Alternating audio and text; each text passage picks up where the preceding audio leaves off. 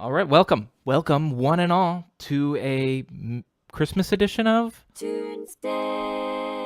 Sort of. It's the day after Christmas, and I'm not going to write a Christmas song. Sorry. I thought about that, but I don't know. So many people do it, and no, I don't like any good new Christmas songs. I feel like the classics are like the only good ones. Maybe that's because those are the only ones I ever listened to, but I felt like I didn't want to take on that challenge. But today is also a special kind of Tuesday. It's going to be the last Tuesday of 2017 because the next one I do will be January 2nd. So, you know, that it's a big one there. It's also going to be the last Tuesday of this Tuesday album. I put them out in 3-month album chunks. And so this is October, November, December. So this is the last December track. And so we got to remember this is going to be the closing song of an album. So I thought a nice ideas, because I've ended on like big songs before, but I was like, well, let's end it on like some albums end really peacefully and softly. I haven't done a solo piano piece in a while. And I don't know, that's what I'm feeling. I've done a lot of guitar. I figured out my SoundCloud audience likes my guitar.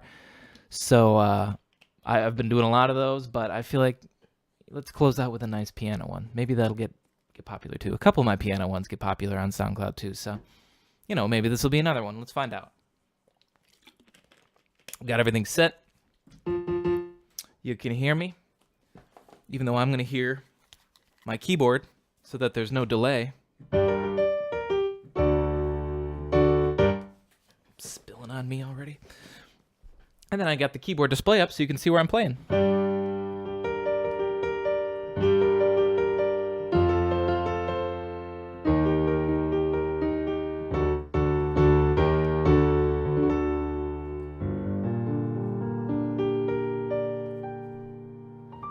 All right, let's see. How should we get started? I guess I'm feeling something minor, right? That was in G minor.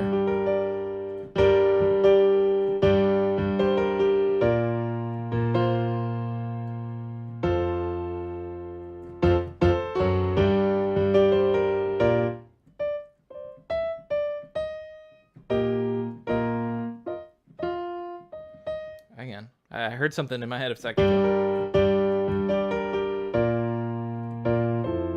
Though I don't know how I feel about this.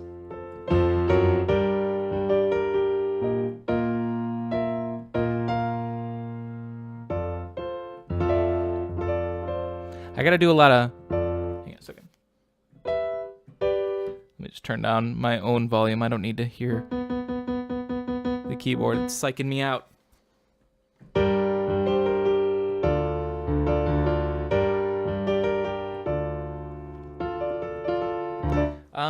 Okay, well, I like that first idea.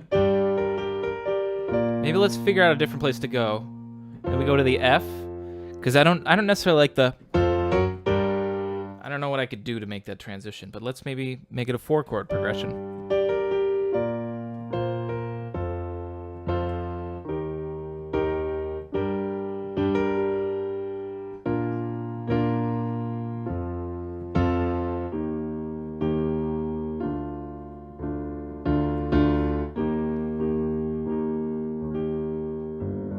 I'm digging playing. So we're in G minor here, you know. And to get a good like G minor sound, a lot of times you'll play a dominant fifth, or almost always. That's how you can make it. Makes it feel very final, you know. But you can still play that as a minor, because technically the F, which is get changed to an F sharp when you make it a dominant, you can still make it a minor, and it works with the key. So if you're like, you know, you hear, it still works. So you can go. They both work fine, but most commonly you hear the dominant, because that gives a very confident minor key then, but I don't know.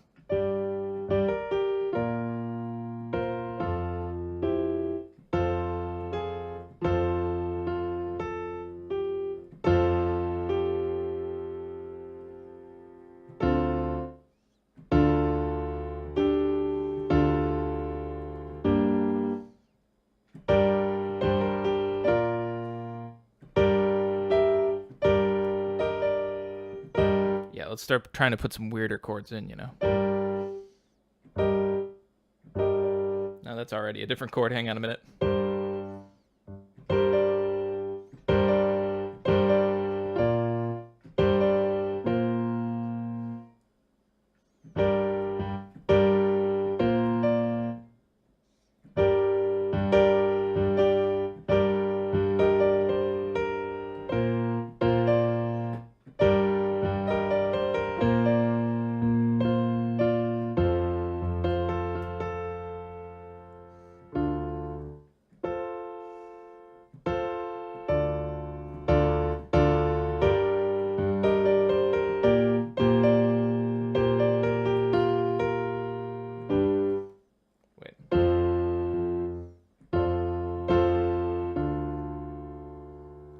I don't know if I like that or not.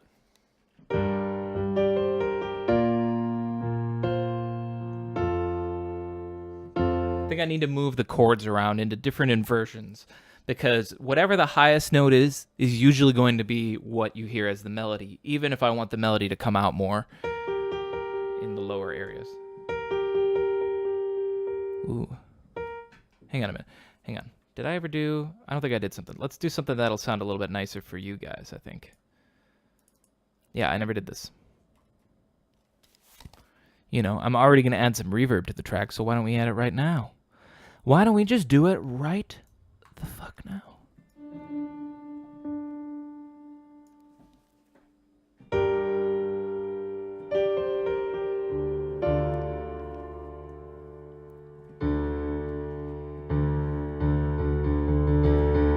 It's getting a little too loud, actually.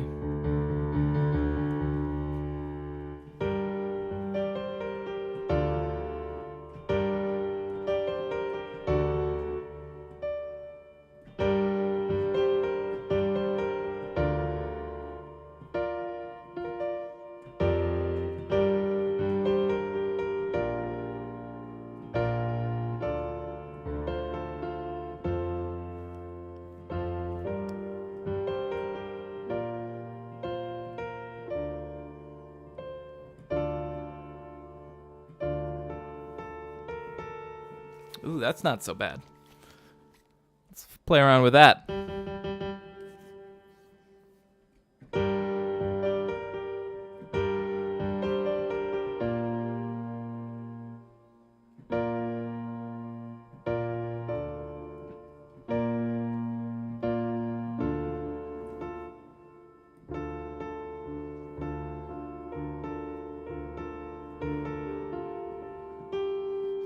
Oh, wow, I missed the start because Twitch had the sound off.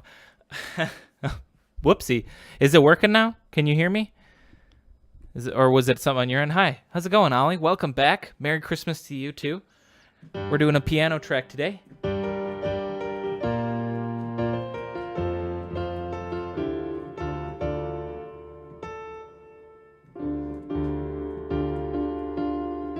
don't know. I'm still working on the track right now.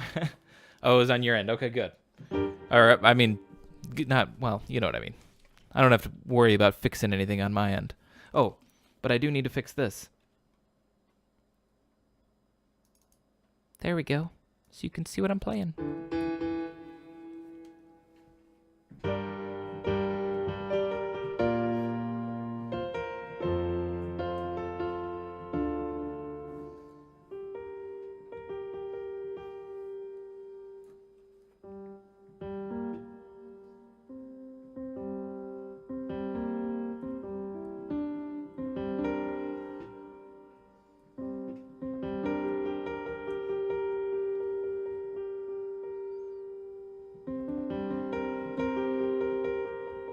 Thinking of an interesting beginning because I weirdly like these two notes. I don't know what I'm obsessed with about that. First chords is from Don't Stop Me Now, I think. Is it? Doesn't help I'm playing it with a piano sound. Yeah. Well, I think today's going to be a piano track, so I haven't decided on where the song is going to go yet or how we're going to even make it. You're coming in right out fresh at the start. I'm thinking, you know, because I'm obviously starting in G minor here. I keep playing around on that, so we'll do that. That's the one thing I've decided. I feel like that's from something else.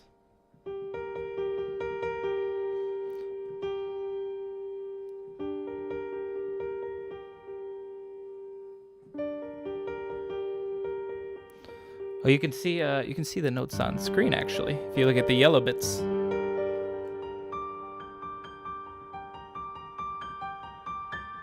I guess you could see the A sharp there.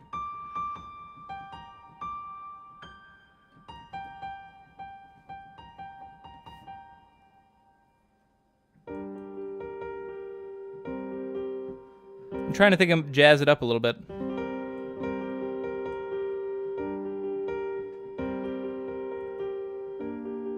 Like, add some extra notes in there,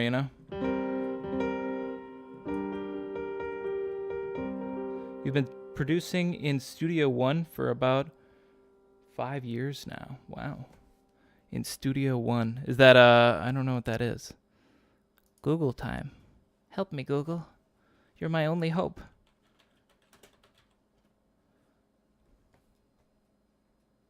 Studio One.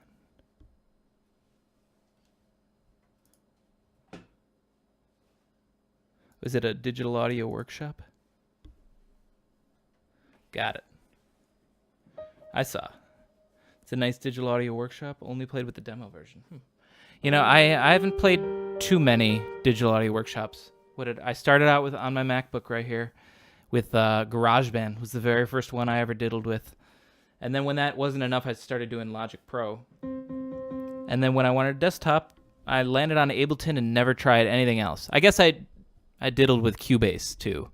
But once you do Ableton, I don't know. Ableton needs to pay me for how much I talk them up. But I like Ableton. It's pretty nice.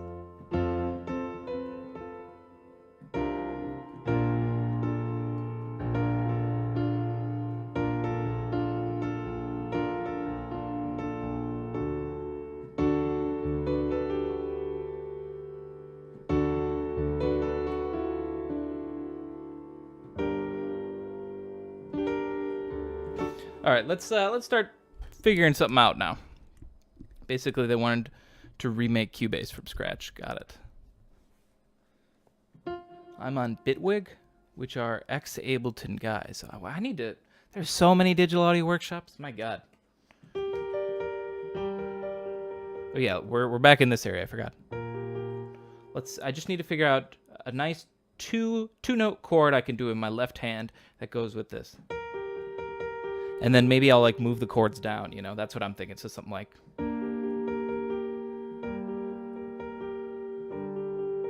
But I'm playing a little too safe there. That's just the chord. So let's add some more interesting notes here. Maybe a little dissonance. No, that's too much.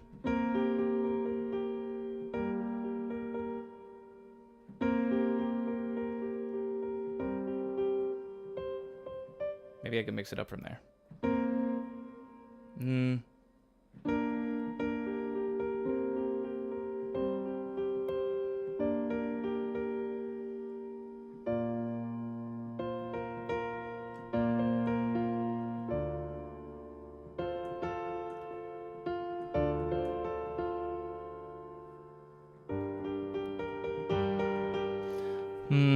Maybe I'm hanging on too much to that melody. Let's mix it up more, I think. Well, one digital audio workshop basically died this year. Cakewalk. Never heard of it. In and out, I guess. Just stick to what feels comfortable. They got pros and cons. I've given FL Studio. Still use it sometimes for video game music.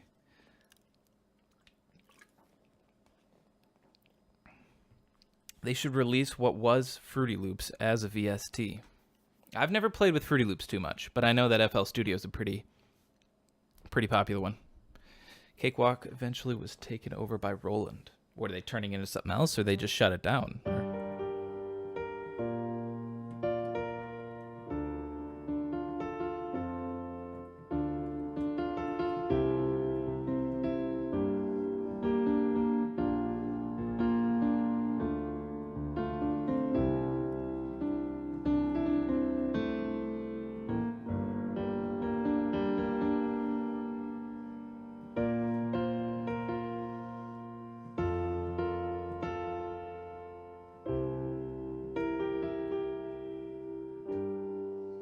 Okay. I'm just noodling around and it's okay. But we got to get something better that's concrete.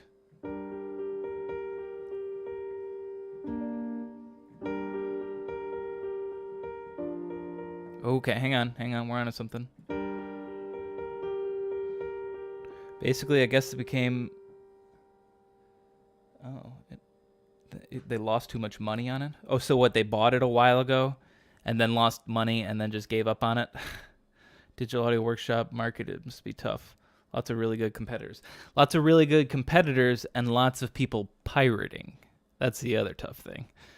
Man, the amount of pirated sites for this sort of stuff has to be enormous. So the ability to make a profit on these sort of things seems pretty hard, which is why I think like things like Ableton, they're selling those like expensive ass Ableton Push, which is, it's a really nice interface and it works phenomenally with Ableton, but yeah, it's like $1,000. And I don't think it's worth $1,000. I just think, because I think you can buy similar MIDI controllers for cheaper, but it might be over $1,000. I don't know. But either way, it's still another way for them to make money, and you can't pirate that, I gladly paid about $400 in total for mine. Yeah, I don't remember what... I got the Ableton standard license, so I can't remember the price. You can go on their website. In fact, it's on sale right now, I think, for the holidays, if you ever wanted Ableton. But hype, Ableton sponsor me. Give me a free Ableton 10 upgrade, please. I've talked up your software enough. I have like 380 Twitch followers. I need a sponsorship. Okay, enough.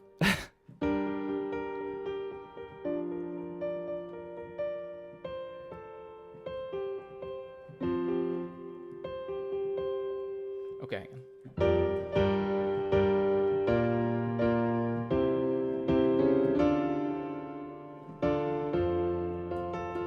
Okay.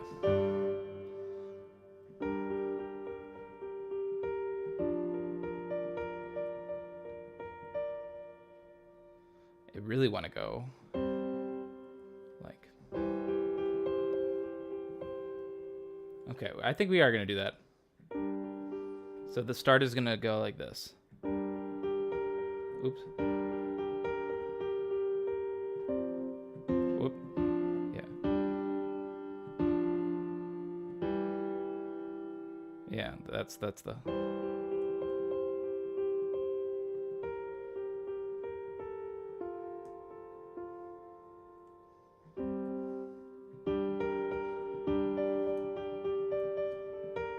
Something like that then.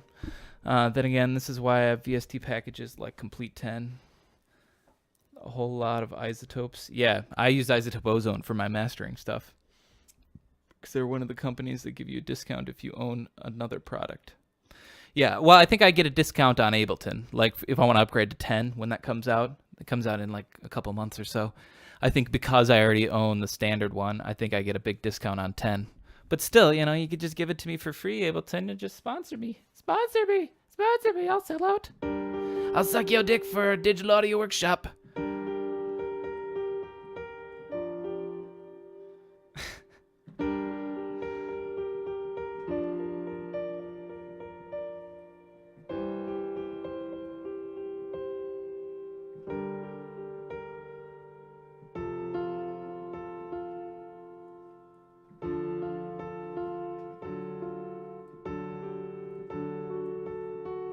I guess I could always go right to the dominant.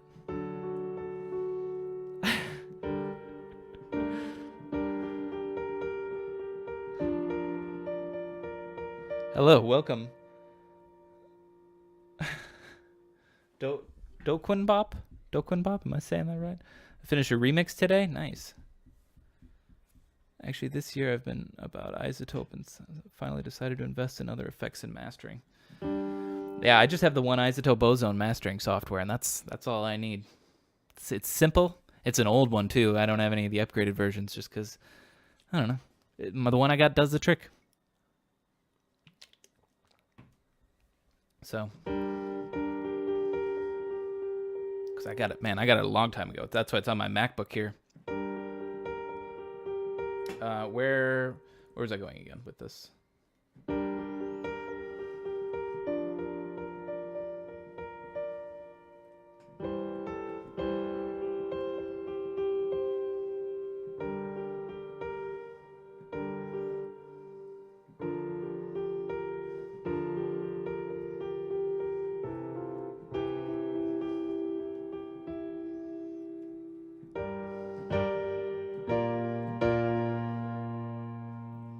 just figuring out where we're going. Could do that progression right there.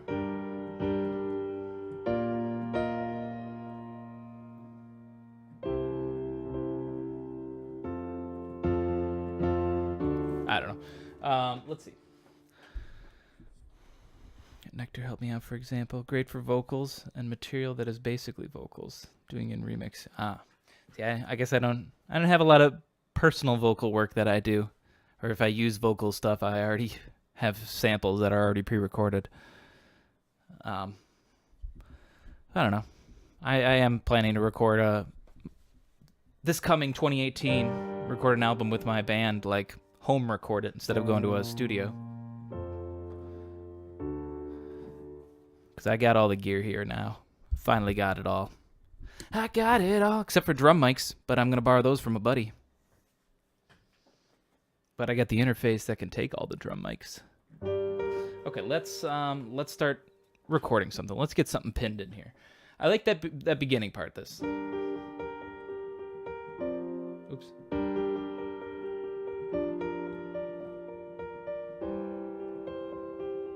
We just got to figure out this last part.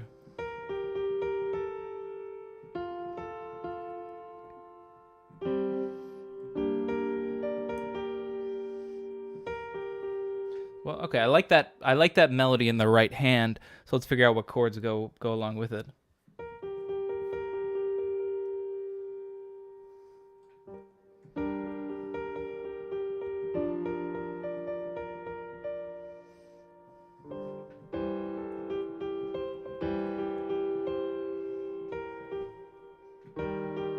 Ooh, yeah. I was just trying to think of another chord that has these two notes in it, besides the G minor. We don't need to go back into it, but we could go to the E flat. And that still works pretty nicely. So if we do that, it would be like this sort of chord progression. Like simplified, you know. But we don't have to do that last chord. Maybe we'll go somewhere different. Like that sounds pretty nice.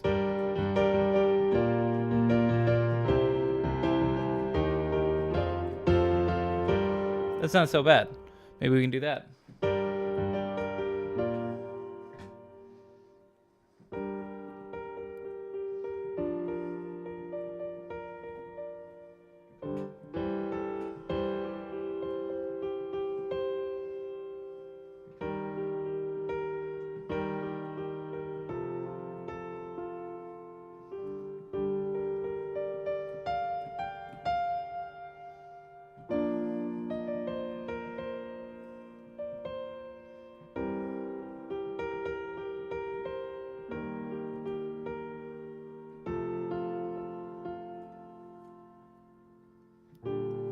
I don't know. We'll figure that out.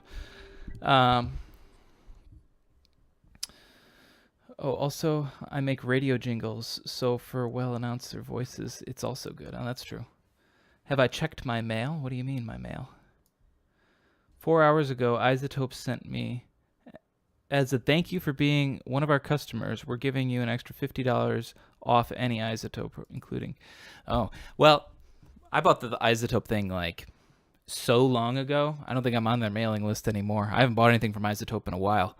I'm trying to think when I bought the one on here, because it's, what are they on? They're on Isotope 8 now, or like Ozone 8 is the newest one. Mine is Ozone 4, to give you an idea of how long ago I bought that thing. About 4 versions ago. But you know what? Still does the trick and still sounds pretty good to me. I don't know. I'm a pretty, if you were to actually take a look at my setup, it's nice equipment where it matters, and then garbage in a lot of places. My monitors are the cheapest, smallest monitors you could ever get because they don't matter. It's the music equipment that matters. And so it's like Ozone 4. It does its job. Do I need number 7 or 8?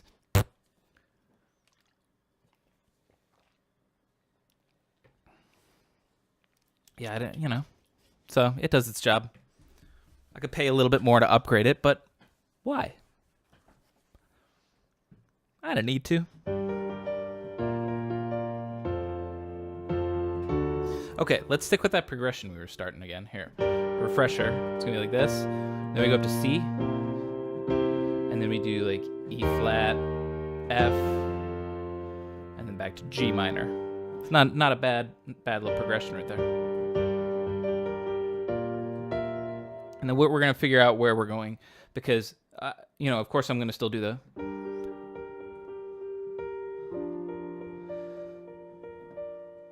intro, I like this.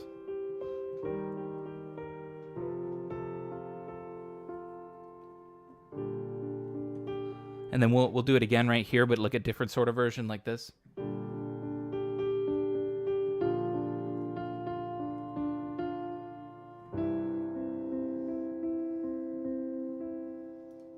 And then it goes to what? The E flat again? I forgot.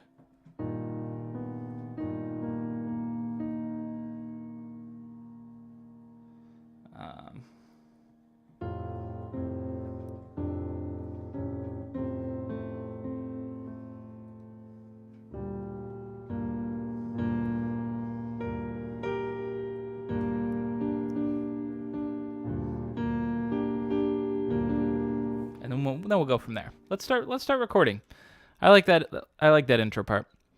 When I do these Tunesdays with piano, a lot of times I'm basically writing the song as I'm recording it, because ideas will come and go, and especially when I come up with like mistakes.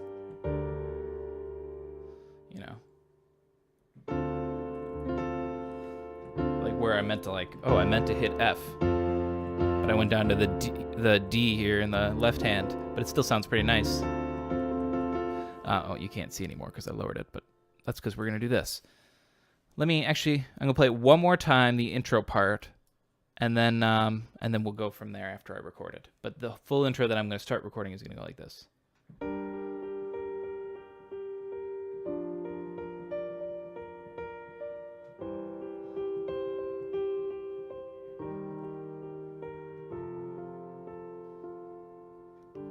And then that's where I'm going to stop, because then we're going to pick up from there with the other part that I just wrote, which I'll solidify more by practicing, but that's going to be like...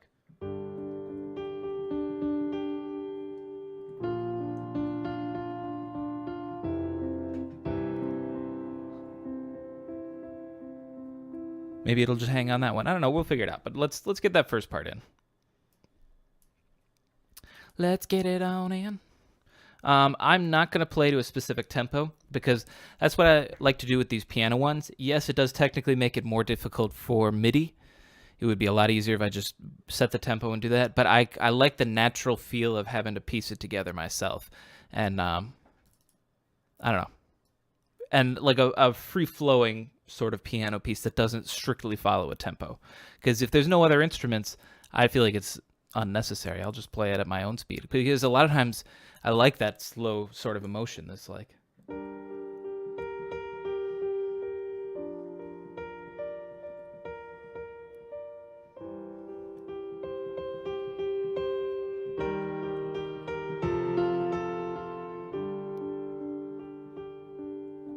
that sort of thing. That's kind of nice. Like how when it's getting intense, you speed up and then you slow back down. And it's such a pain to do that if you really need to match the tempo. Or the meter, I should say, whatever. All right, here we go. Now that I'm recording, it's going to take forever to get right.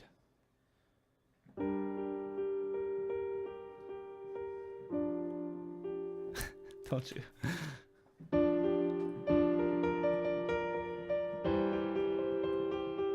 So it's always that way. As soon as I hit record, I can't play it anymore, I'm sure that happens to some of you guys, too. I can't always go back in and fix some of the MIDI notes, like especially if I hit something too quiet or hit something I didn't need to.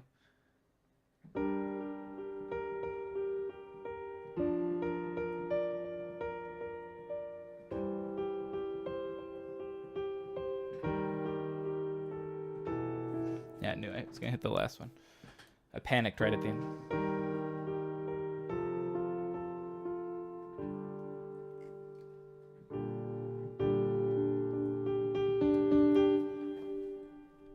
We're going to get really intense on the second one. The first one's going to be kind of quiet. In fact, I should roll into it, right? Should I do like this?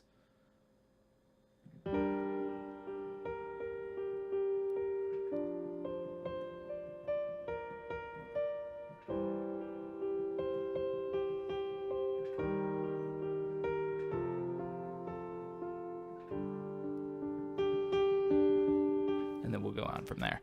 But all right, see, this is that. There was one sort of mistake I made that's easily fixable. So we play it back. Let's shrink that down so we don't have to wait so long.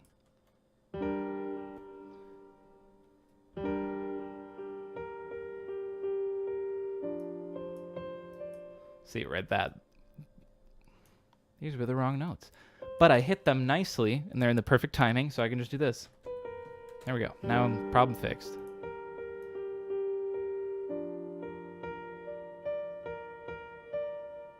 Now here, these were a little soft. Yeah, 38 compared to these, which are like 70s, 60s. Yeah, let's bump it up. Why? Come on, you don't need to do them exponentially. Do them together, please. Doesn't need to be quite as loud as the last one. We'll do... That's pretty good. And the roll doesn't sound that great. Because I'm only doing, 3 notes.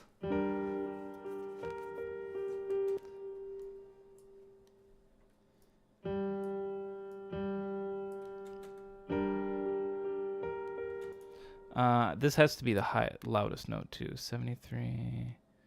Okay. This is a little loud.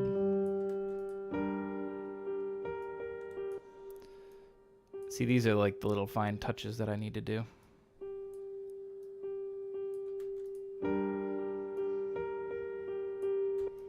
God forbid I just play it well.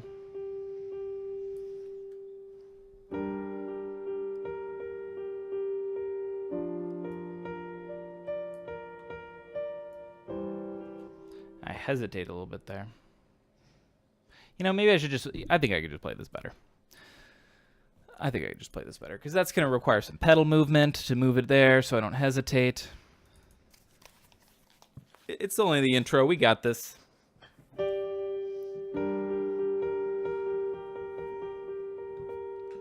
Maybe I can even ham up that intro a little bit like this.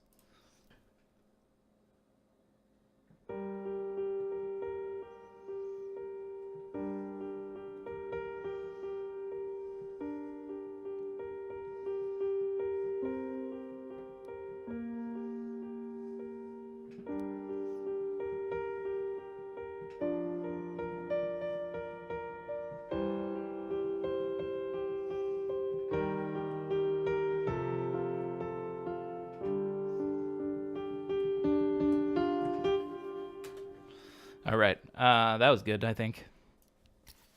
Let's figure out where we want to go from this dumb little intro I did.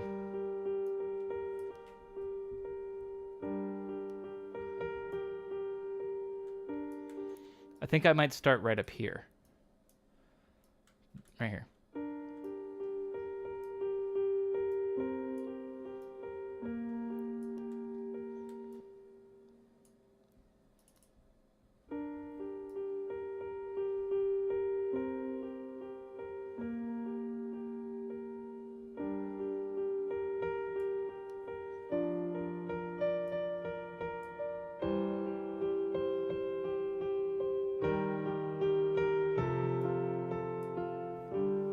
See, I don't need to do like any changes with that. That sounds great. I like that. Do you like that? Please tell me you like that. Tell me. I need the confirmation. There we go. We'll let that note hang, because I did all right for when I started coming back, but we'll just mess around with it. This summer I paid $2.99 for Ozone 7 Advanced. Neutron Advanced, Nectar 2 Production Suite, Vocal Synth. For all of those? All of those for $2.99? Wow. That's actually a damn good deal. Aren't they usually that much a piece?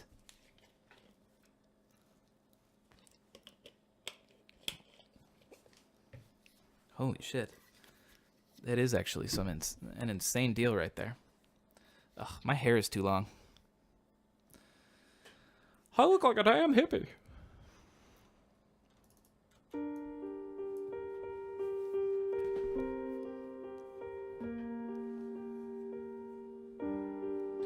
Always pay attention in the summer. Is that when the sales are? They're insane deals for VSTs right now as well. I saw that on Waves. I saw some like $150 VST plugins for for like $30 now in summer. So fuck fall and spring. Whoops. Thing I got to sign up for is a Splice membership. That's the sample site. That sounds like something I really, really need.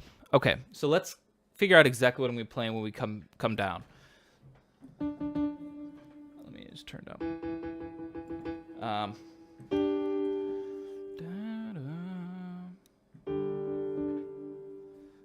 Let me play it so we get down there again.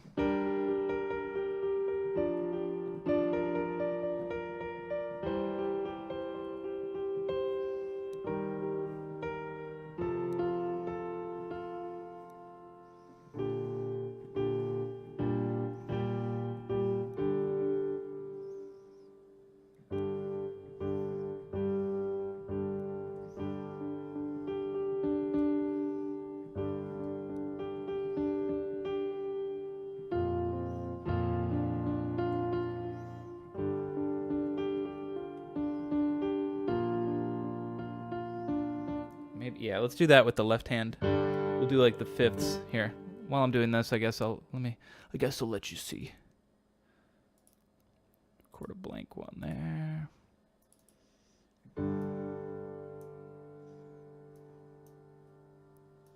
Boop.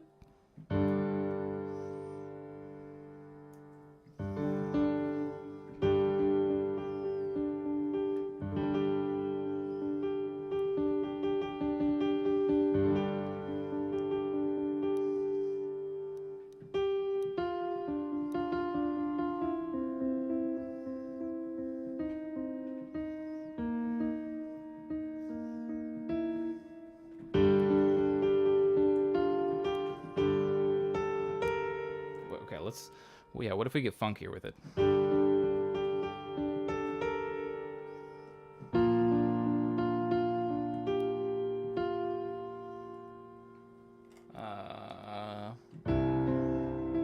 Should I go down that low? It would be climbing otherwise.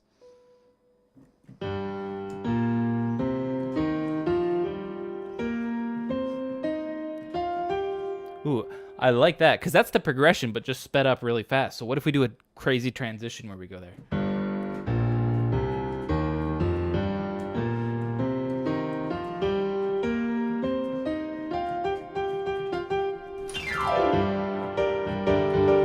You know, and we go to hour. I don't know where we're going to go, but I like that idea for a transition. It sounds nice. It's just the chord progression simplified to single notes.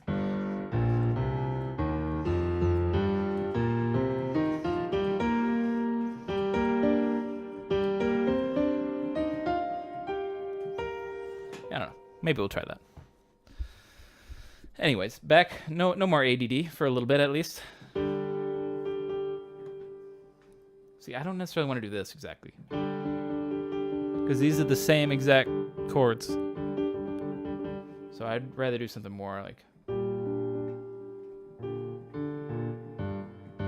I guess if it's this, it's okay.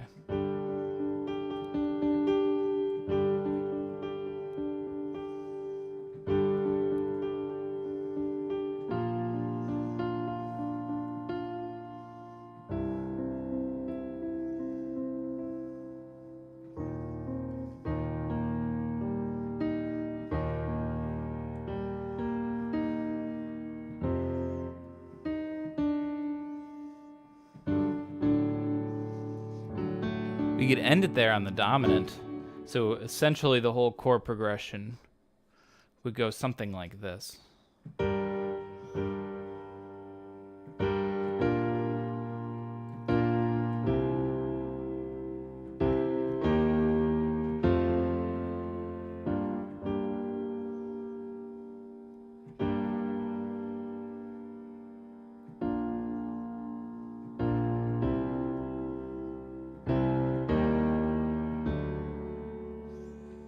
That D does sound pretty nice.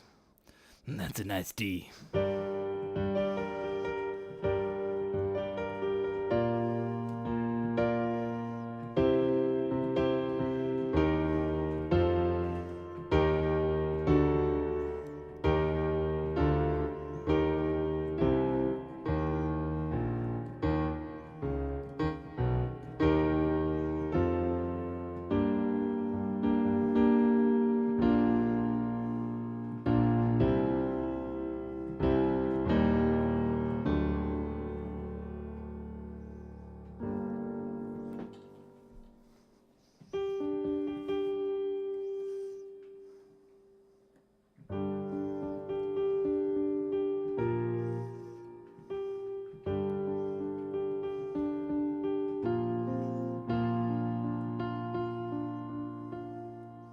I'll figure out if I want to do the stranger notes later, because I can always go and just take some of these notes and go like, you know, I can move them to any note I want after I record them in MIDI. The timing and the velocity is always the most important thing. Note doesn't even really matter, because I can change those at any time. I mean, you can change the velocity and the location as well, but that's a little trickier. It takes a little more time. Changing the right note to the wrong note or vice versa takes half a second. Oh, I'm out of water. That's bad. We're just starting the stream. I'm only 47 minutes in. Well, I guess I don't have that much. I just have a little intro started. Let's you know what? I sort of know what I'm doing. As long as I'm doing it, I might as well. Whoops, what did I do that for? Might as well just start recording. Let's do this.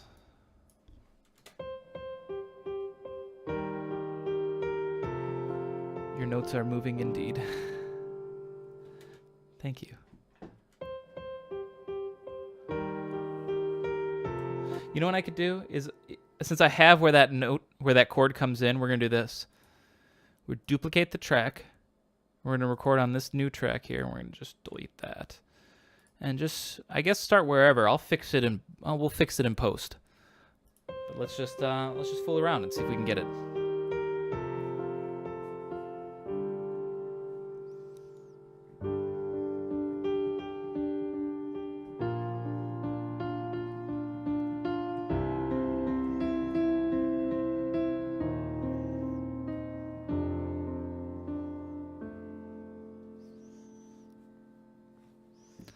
Now, I blew that last chord, but let's check out the magic of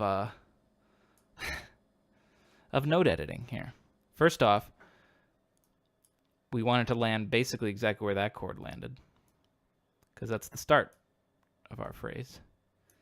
So we can just go in and sync it up like that. Yeah, that's about it. And since we're doing this and it's a little bit more free-flowing and stuff, it doesn't even have to be perfect. It's like, yeah, good enough. In fact, since we're moving it there, we could just probably do that. And let's hope that the pedal wasn't somewhere in there. Or let's just hear how it sounds. I need to fix the tail end chords. We'll get to that. Oh yeah, before I combine them, let's just hear how it sounds. I don't know how I feel about that intro still, because we can always start it right there if we want. I'm just leaving that intro there now because it's something different.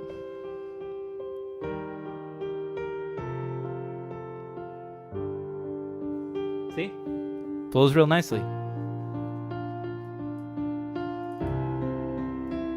Ooh, hit that chord a little too hard. Where are the notes here? That's, come on, shrink them down. I can't see them. My eyes aren't what they used to be. Oh, yeah, 80s? We don't need these to be in the 80s, guys. Come on. Come on, Mr. Notes. Shut up. Why aren't you... Oh, because I'm not... Shut up. There we go.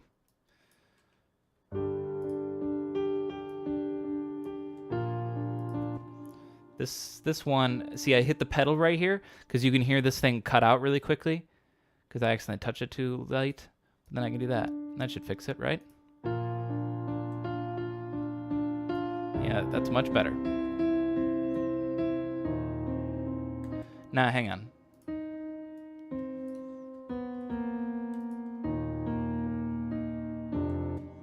Now this should be a D.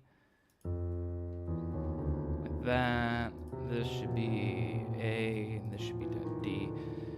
See, I completely hit the wrong chords.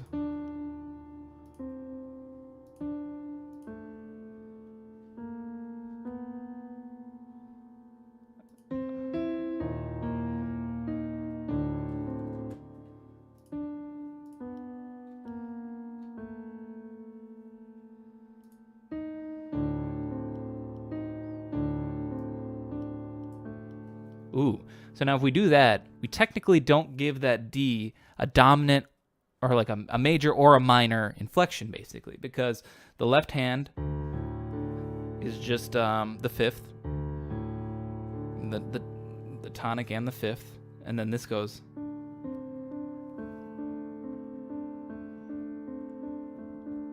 In fact, what if we use this whole riff as just the intro, and this isn't our main piano melody, because I kind of like this even.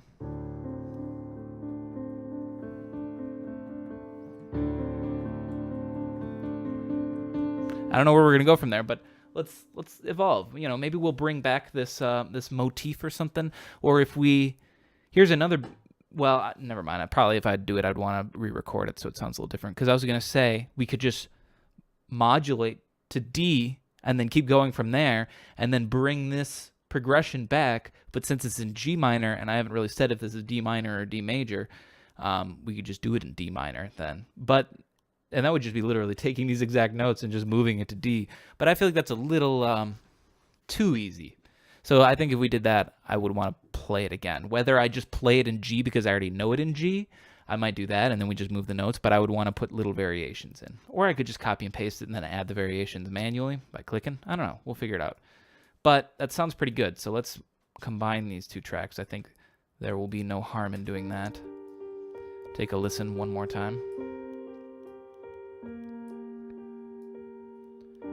So we might just start there. Here, wait. Let's hear what that would sound like if we did just start there. It would just go like this.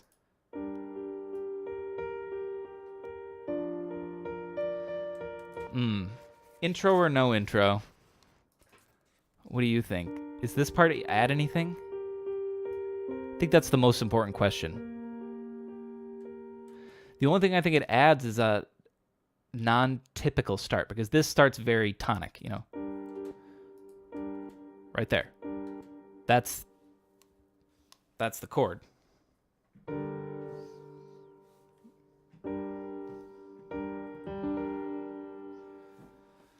So it's very, but then if it starts there, you're starting on the D.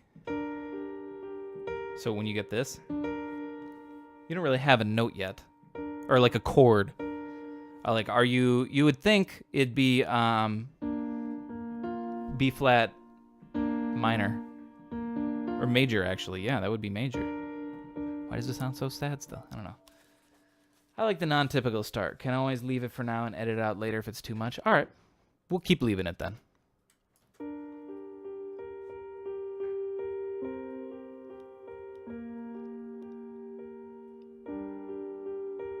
We could even do, well, I don't know if I want to do something like that. I don't know if it sounds better to keep it all piano, but we could put some effects on the piano. For instance, this is going to be like a real slack job version of what I'm talking about, but I can do this faster if I just do it like this. Here's what I mean. Something. Let's try high pass style.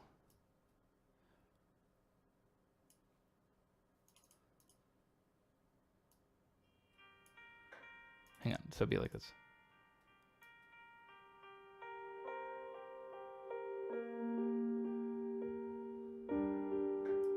Okay, well, let's try low pass style. Hang on, I gotta get to a frequency that you can actually hear. So like this.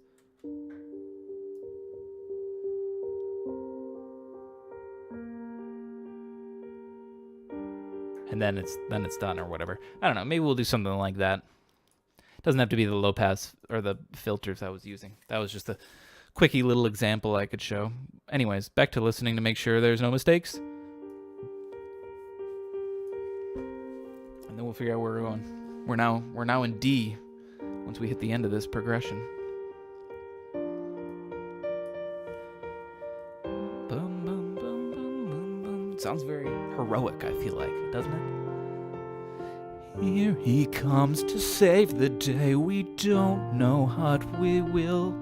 But hey, I'm getting gay 'cause I can see his butt.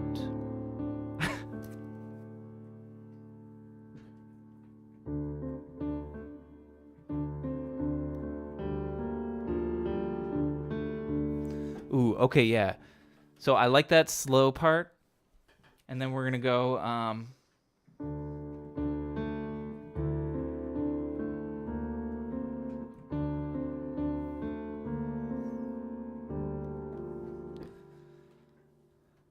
Heroic butt.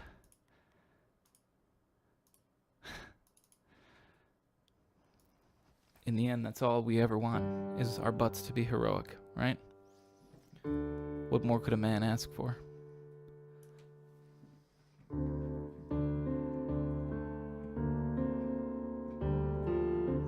You know, we're onto something. I like the steadiness of the left hand, just doing a steady, like...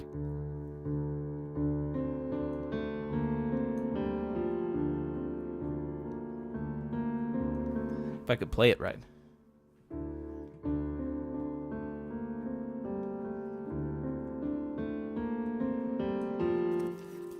Let me put my headphones on. I think that'll help, actually.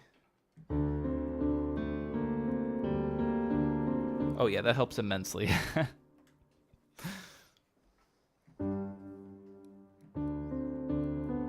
Now let's figure out a progression that I really like. But we're onto something almost.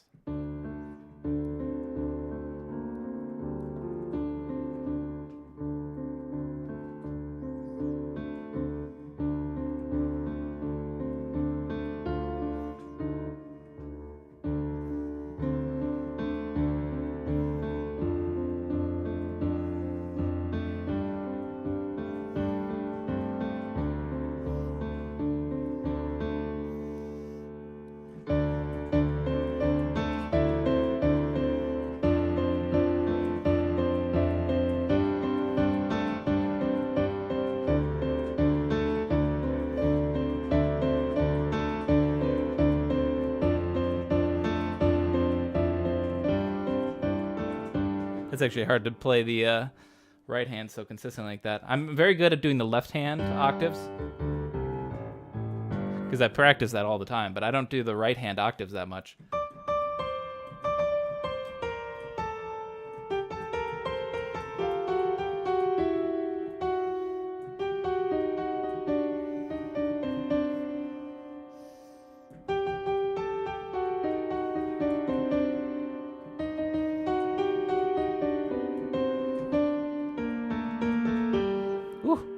Actually, it makes my pinky a little sore.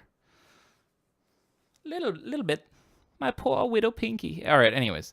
I need to shut up. And I kind of like that idea. So the right hand's almost the static one now. Instead of the left hand. Because the left hand's making this progression. Of just going D, then to the F. Then up to G. And then right back to a D. I mean, it's nothing that's special, but when you add in this part, you know, it's not...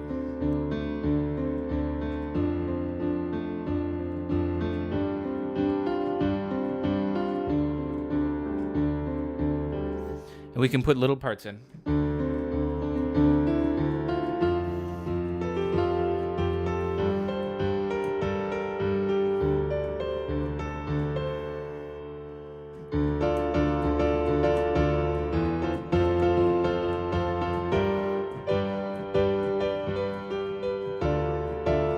We're going to change it right. I like that idea of changing it right back into G major, though, too. You know, this whole intro was G minor, and then now, once we get to D minor, now we're back to G major. Even though that technically doesn't even fit with the chord, but I feel like, or not with the chord. It fits with the chord progression, sort of. I don't know, I think it sounds nice, but it's not technically part of the scale. But fuck the scale. It was made by a bunch of dweebs 1,000 years ago. Fuck them. Maybe not 1,000 years ago, but a long time ago. When was that? Like, you know, maybe like 400 years ago. Then again, different forms of scales have existed for a long time, so I can't just judge it and say 400 years ago. Anyways, back to work. So let's solidify exactly what I'm going to be playing.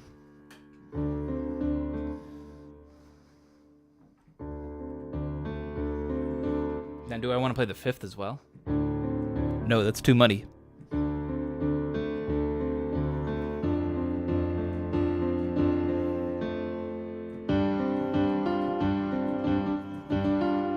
Yeah, we'll do something like that. See, now that's the time when it would almost fit well to have a structured tempo, and I could always set it there. If I figure out what tempo it is, I can go into the master thing here, change to tempo or whatever, and set it right at that moment that this is going to start. So if I really want to do that, I could, but I don't know if I'm going to hang on this for that long. I like the idea of starting this progression, and we're going to build up to something, and then when we get there, it's going to be like, I don't know, more free-flowing and hanging and not so structurally driven. I just like this section being very rhythmically driven. But I trust myself in being able to keep a steady tempo. So, whatever.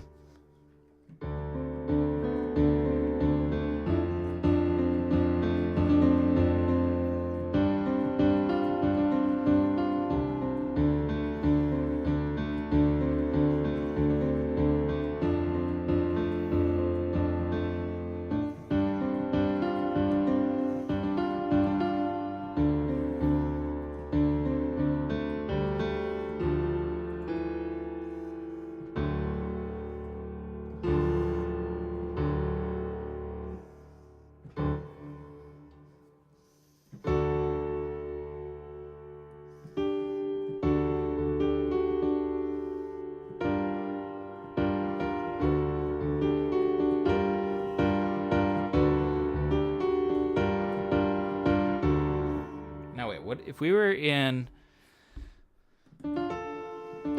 relative major,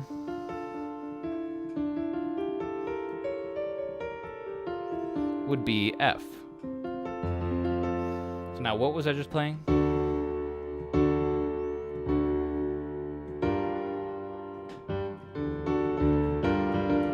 I've already put that in a song before, I think. You're so bad at keeping tempo? Well, that sucks.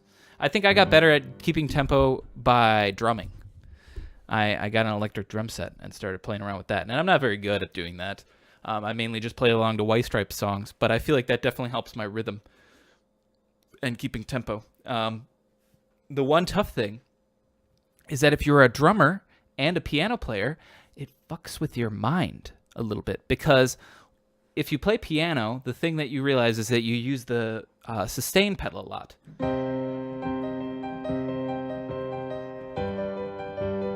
It helps it hang out and sounds nice.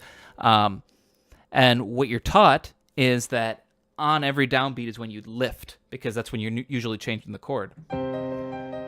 So I gotta lift right on the downbeat, lift, and it's not that bad. You get used to it. But when you're playing the drums, you have to kick with that same foot, but you want to land on the downbeat.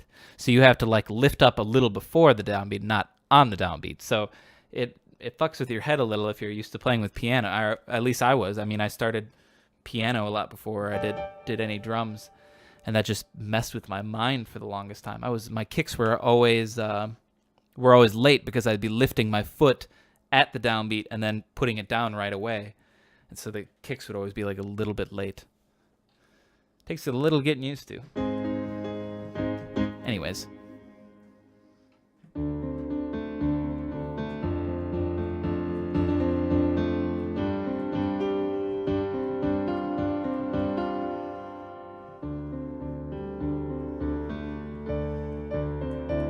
So I think we're gonna do it. We're gonna do it twice. We're gonna go through this progression twice. The first one is gonna be like this.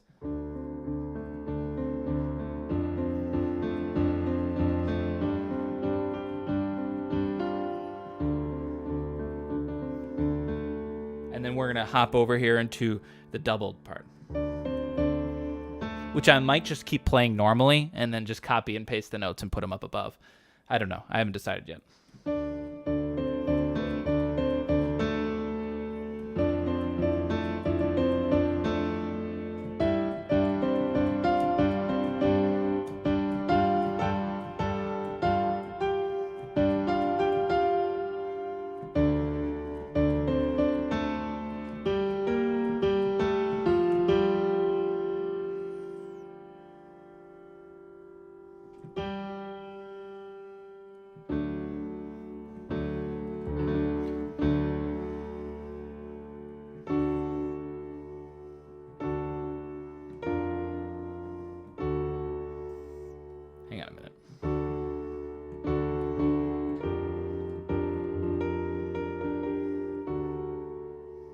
hear a chord in my head, but I can't find it. Where are you, chord? Something like, no. Whatever. Maybe let's just record this first part and then get on with our lives. How about that? Let's go. Now wait, this can come in any time, right?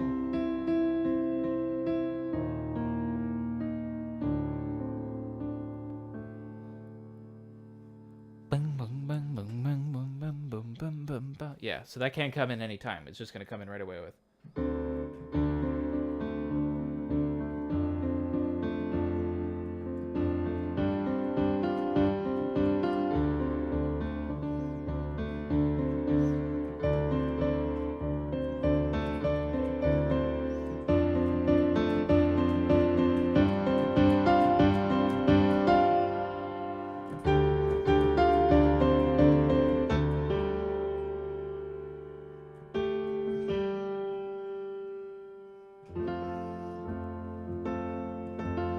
Ooh, I like that idea of transitioning to the F then.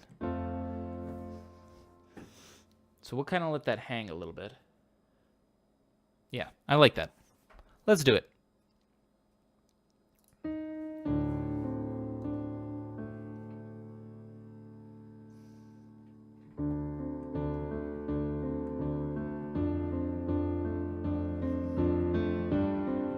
Hang on, I didn't have my fingers in the right positioning. I knew I was gonna miss that. Yo, Martin, what up? I feel like it's been a while, Martin. How you doing? How was your holiday? Guess it still is holiday, right?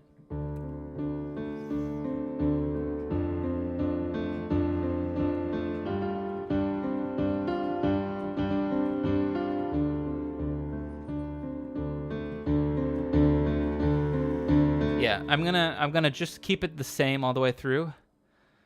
Play the Mario song if you can. Which one, you know?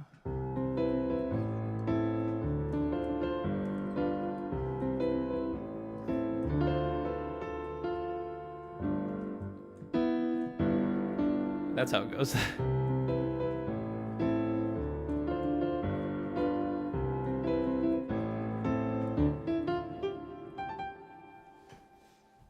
I know that one. I know a couple others. Maybe I'll sneak in another one later.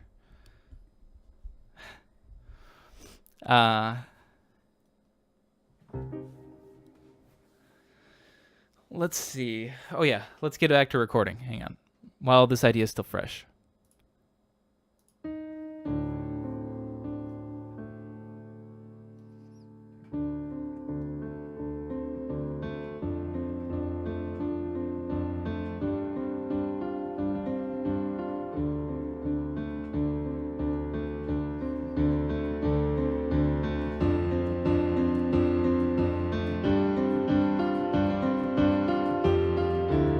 Okay, I fucked up that ending there real bad.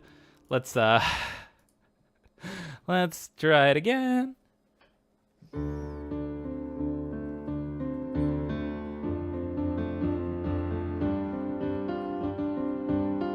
How did the part go? It was like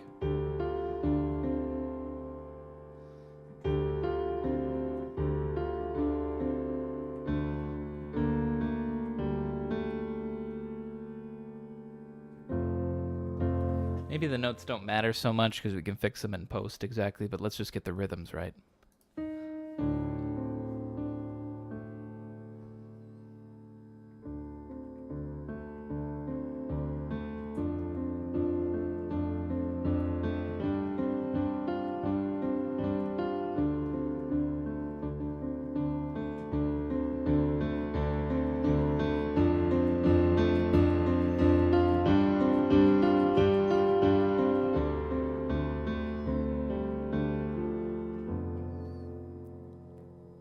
Ooh, bad chord at the end there, but I think that will actually do.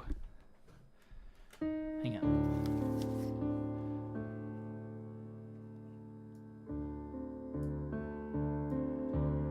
Here, let's move this up a little bit.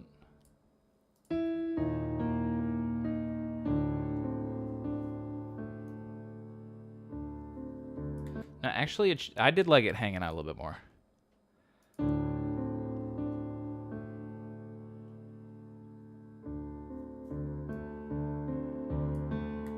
That means we could probably move it right there.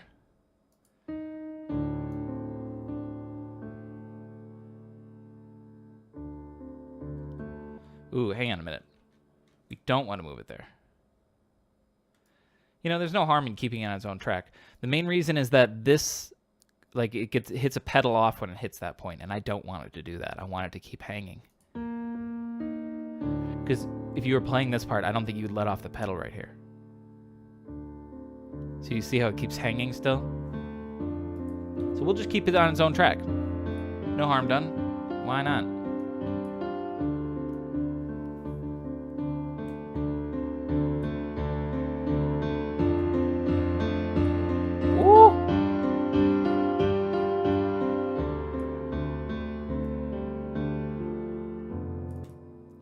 Let's fix that last chord. Hang on.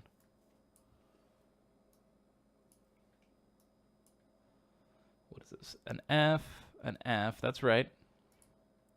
Let's move this to a C. Keep that as an F. Move this. Keep it on a B, actually.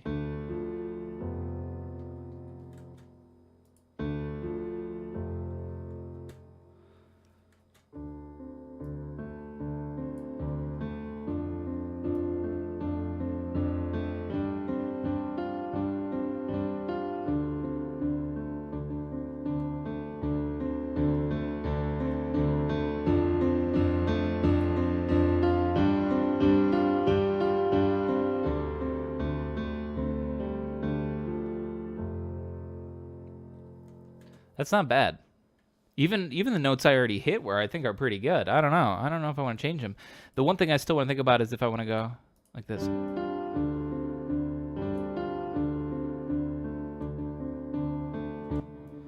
These ones right here. So let's do this. Highlight all these. Plus these and these. And this and that too. Copy it. Let's paste it and pitch shift it up an octave. And then let's get it as perfect as I can. That note.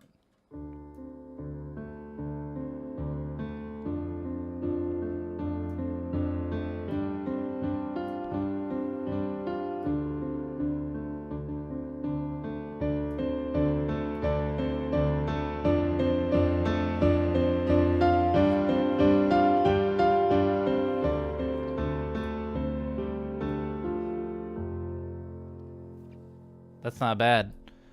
That's not bad. And now we're in F major. We're just kind of bouncing all over the place. Now we can remember these past themes and bring them back, but I say we go somewhere different because this is the first time we're allowed to dance around a major key. So where are we going to go in F major? I don't know. But let's listen to the whole song real quick and just hear how it's moving. So that might give me an idea of where I want this new part to go.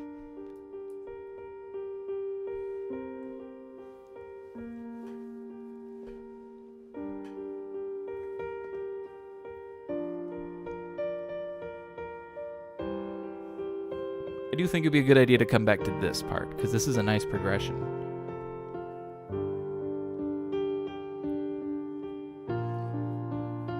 You could say it's a major opportunity.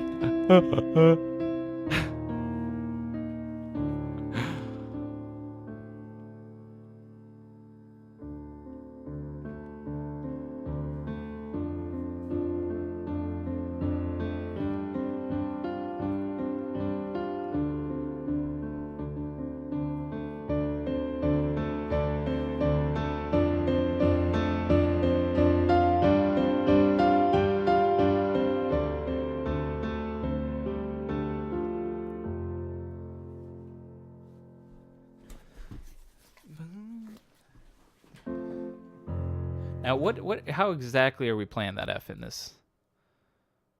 Is it just a traditional? Nope. We're in second inversion? Yeah. But an octave lower? Oh yeah, we're real low.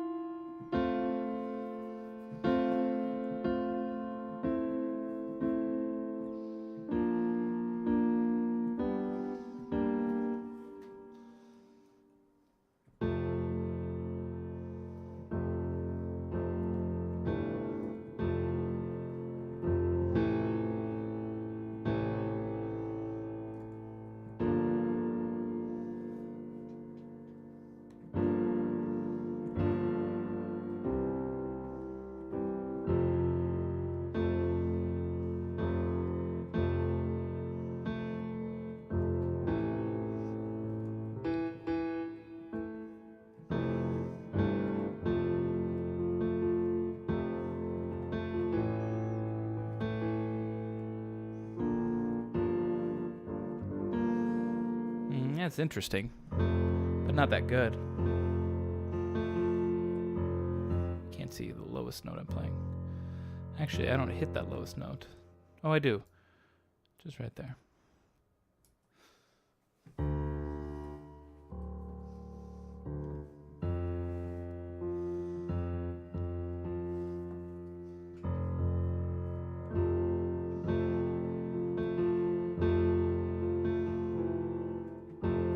You know what that is? That's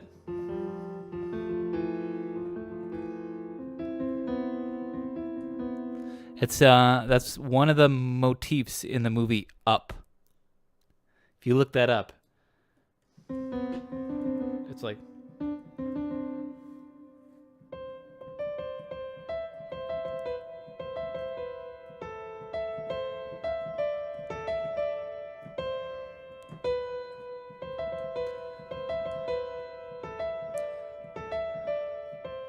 something like that. It's in Up. I swear that's where I've heard it. So I shouldn't use it, right? Maybe just a variation of it, or.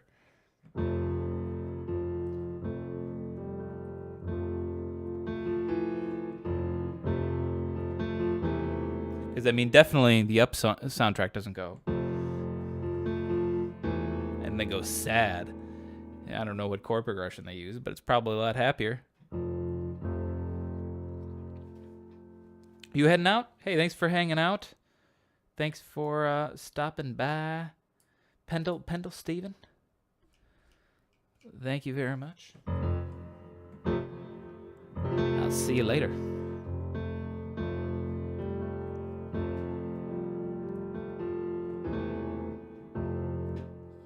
Bum, bum, bum.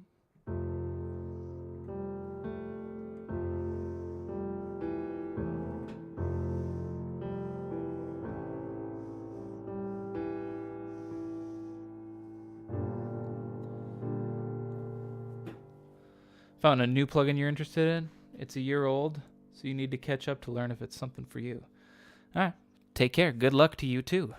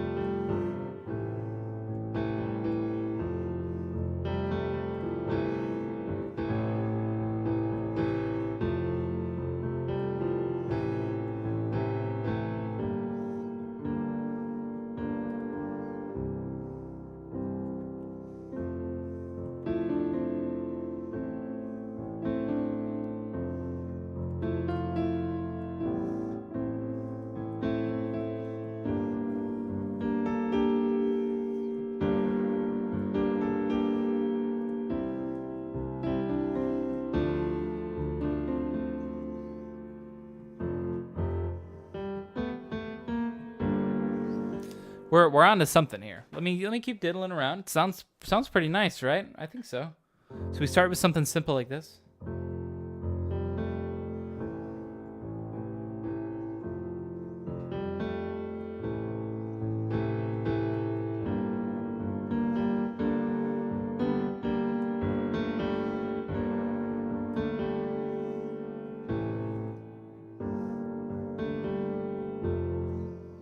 It really wants to go to a C from there. So let's just let it. Why not?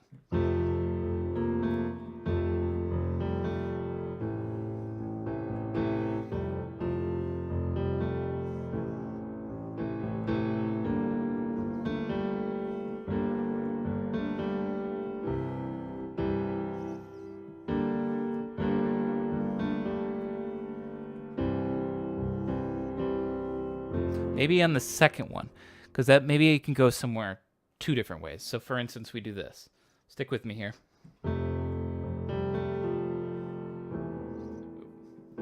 Oh, hang on. Played that out of in a weird positioning, but I kind of liked it. No, I like the A better. Never mind.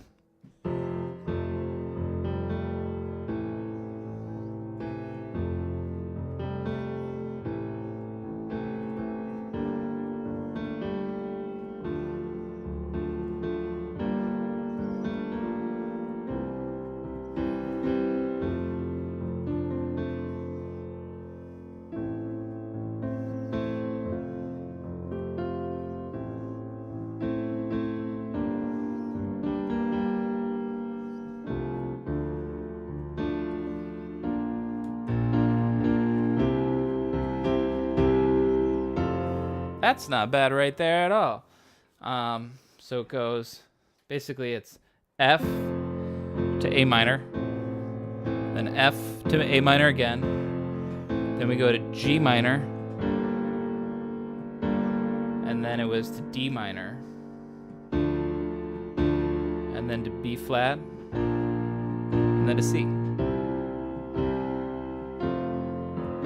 then repeat in different positionings.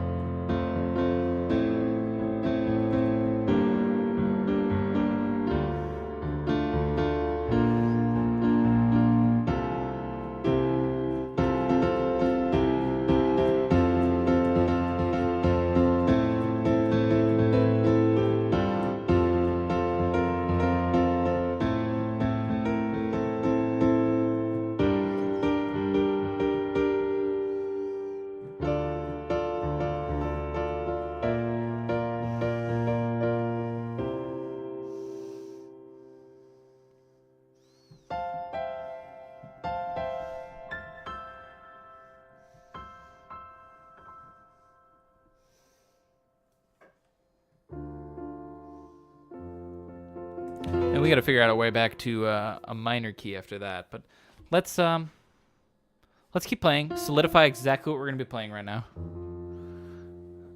Let me just do this. Make this a little bit. There we go. So you can see a little bit wider range. Let's actually not make it all yellow because that does make it harder to see where the notes I'm hitting are. Okay.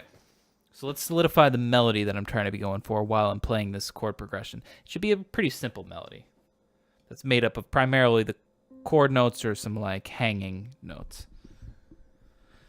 So let's see, something like this.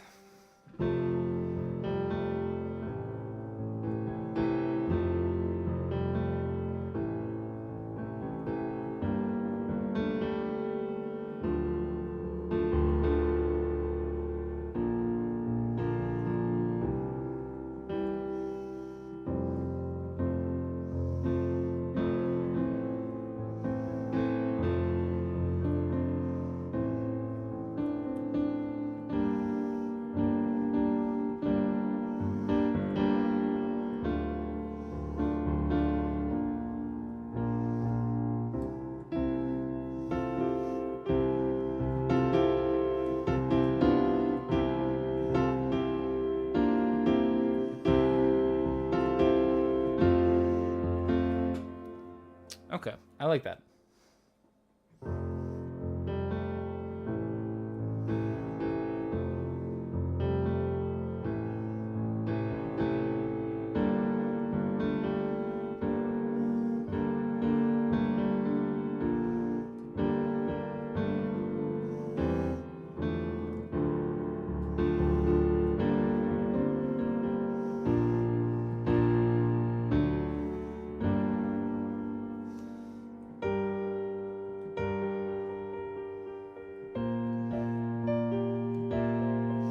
We got to find a way to modulate. I want to try to modulate back to G minor so we can play it in the exact same key. But if we can modulate to any other minor, I think that would still be good. Let's try and record stuff. I think I got it. Good enough, at least. Let's duplicate this track. And we'll record down here. So we got a third one now. Bring it to the end.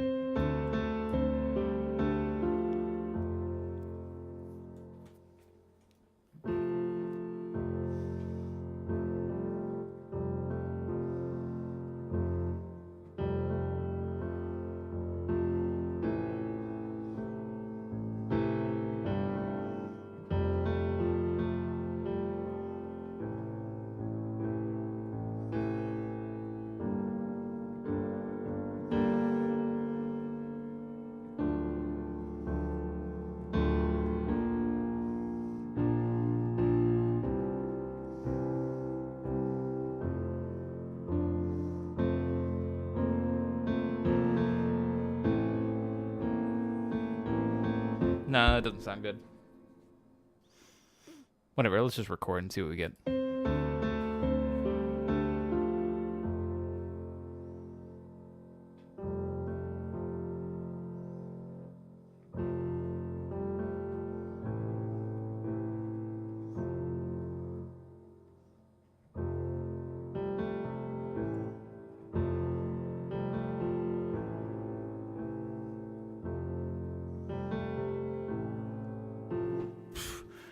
All right, let's just delete all of that.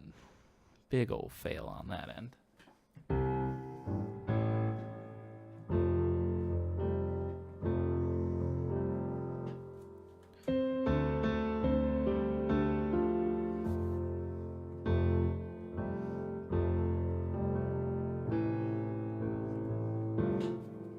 Ugh, hang on. Let me hear. What's the tempo of this all again?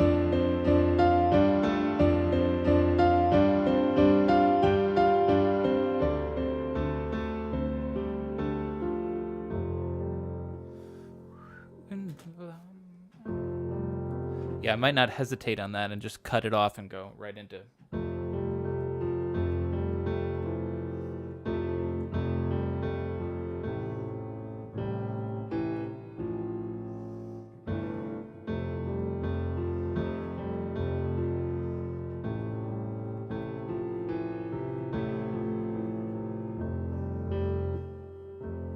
Maybe not chords, actually.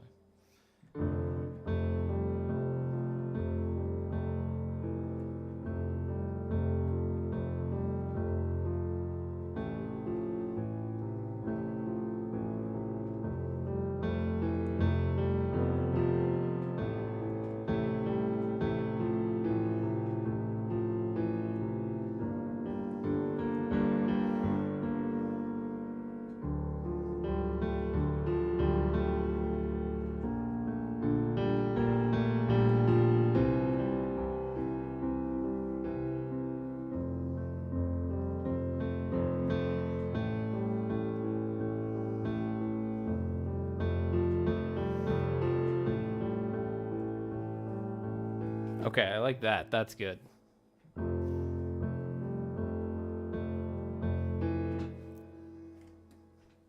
Because that's sort of similar to this.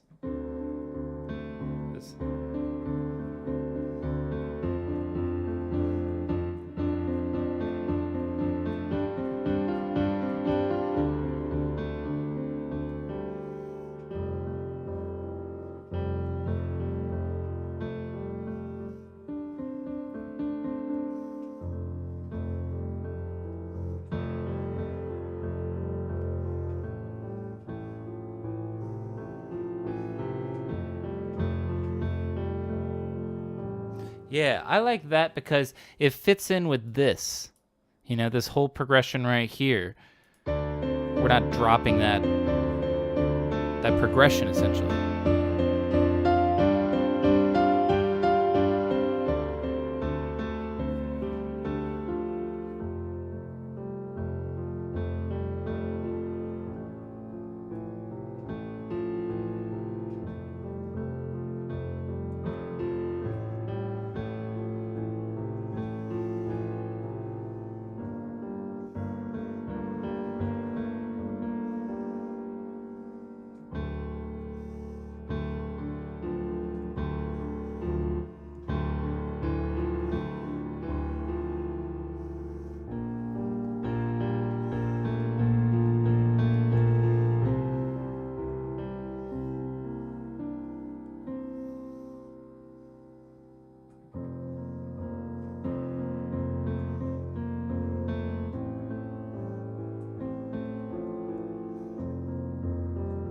Okay, we'll figure out where we're going from there.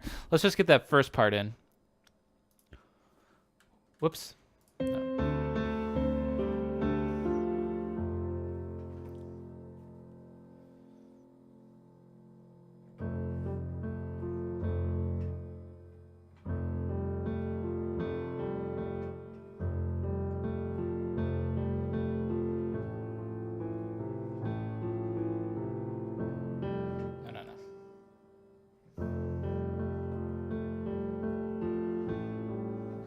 I can do better. Hang on.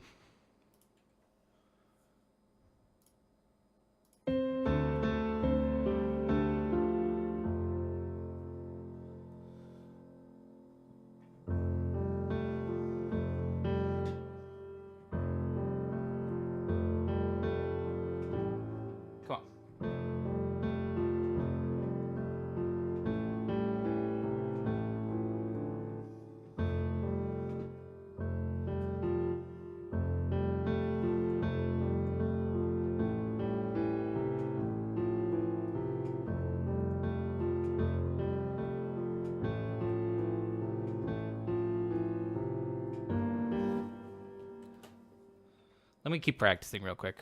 Hang on. Let me just do it once.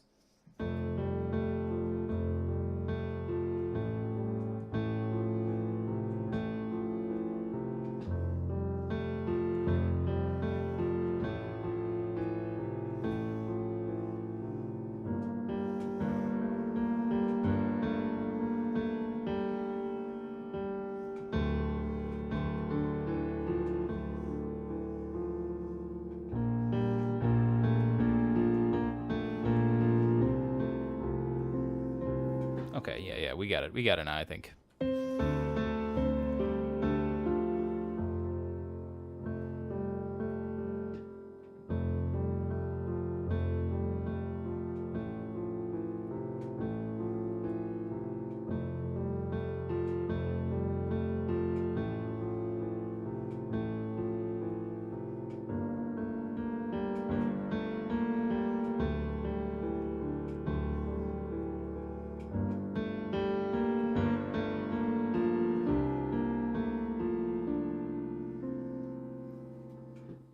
Okay, a lot of wrong notes there, but let's see if we can fix them.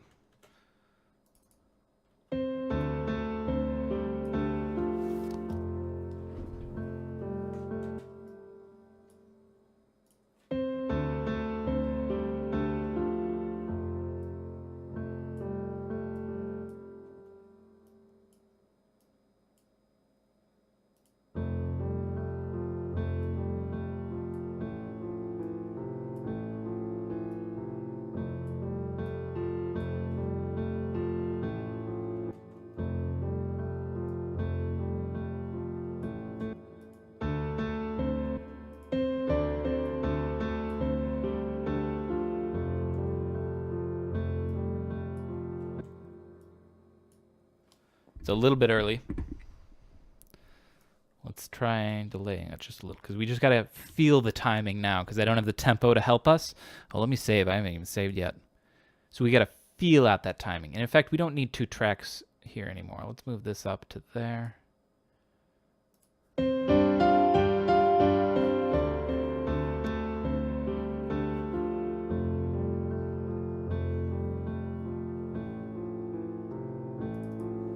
Okay, that sounds good. Let me go in. I gotta do a little bit of editing here because I think these are too loud. Probably 50s. What are these? These are in the 60s, 56, 45, 63. Okay. Turn these all down a little bit.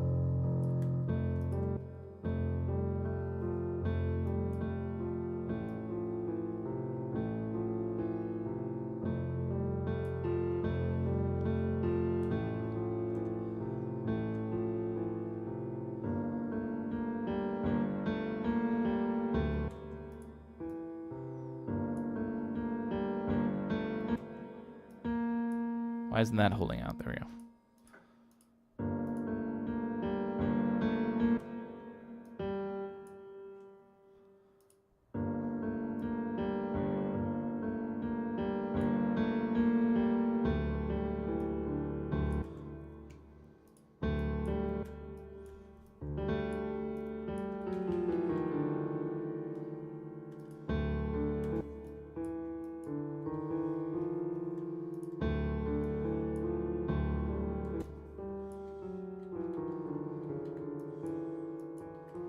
There we go.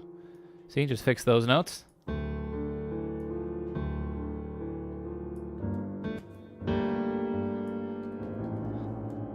Now we're in B flat.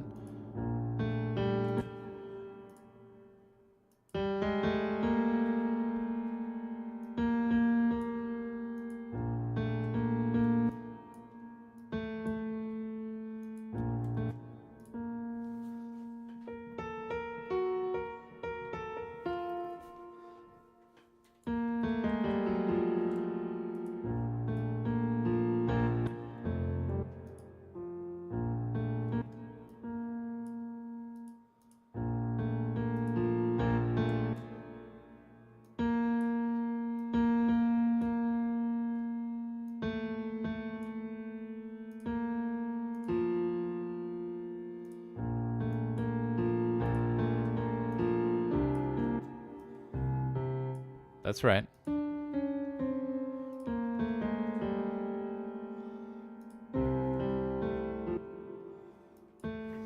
What should be the last thing?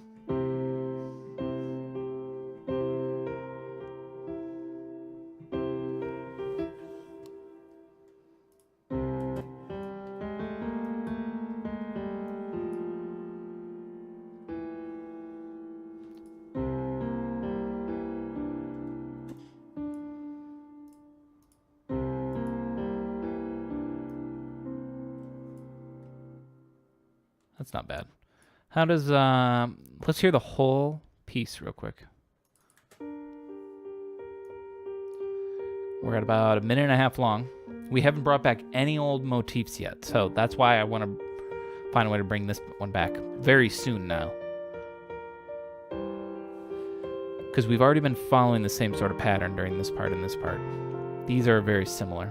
So let's bring back this is what I want to do. It's heroic sounding music, you know? I feel like it sounds heroic.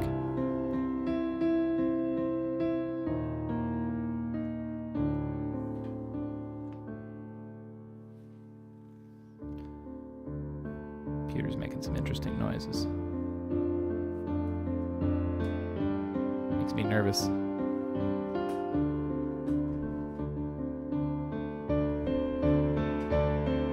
Oh well.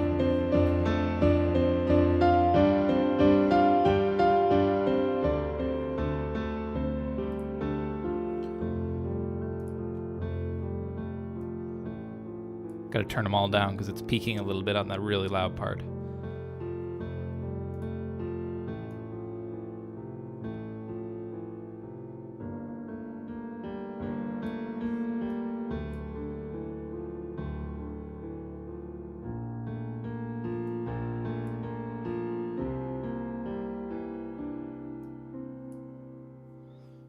Now let's see if we can keep that going one more time.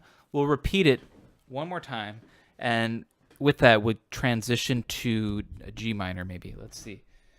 Yeah.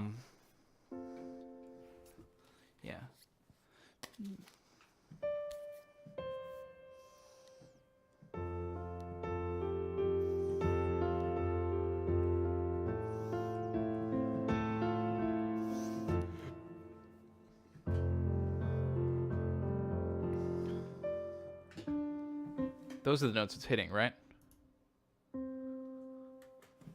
Yeah, so we're right here. So we actually haven't really moved.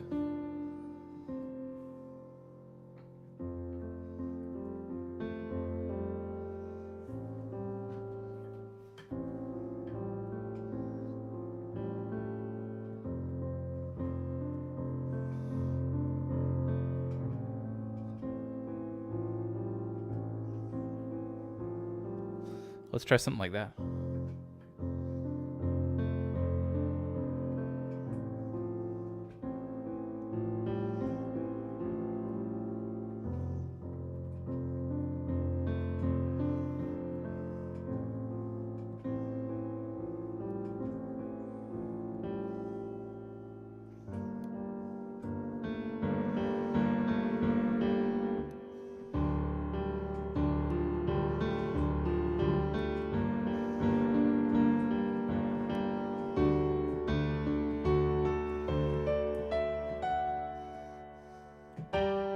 That's how we're going to get back to G minor.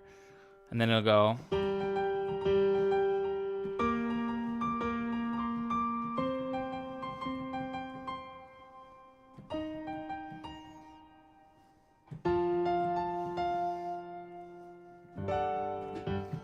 And then we're back there. Right? That'll do. That'll do. Lots to do it.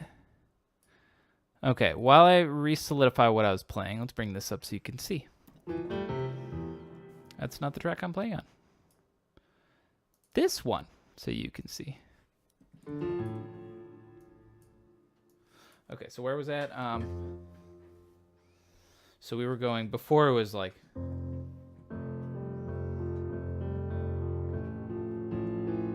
But now I'm going to go...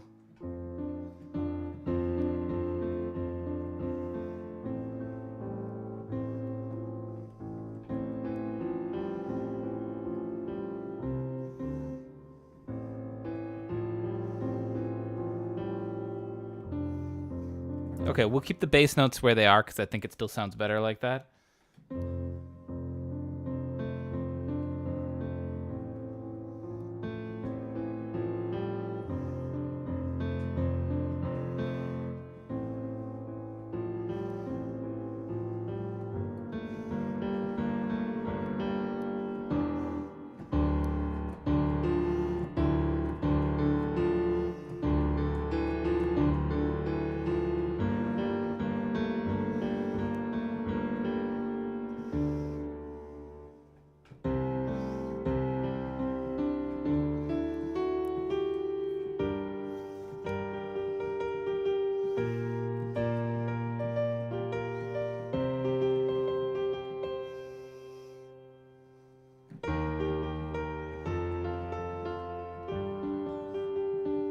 And we'll go on from there, whatever.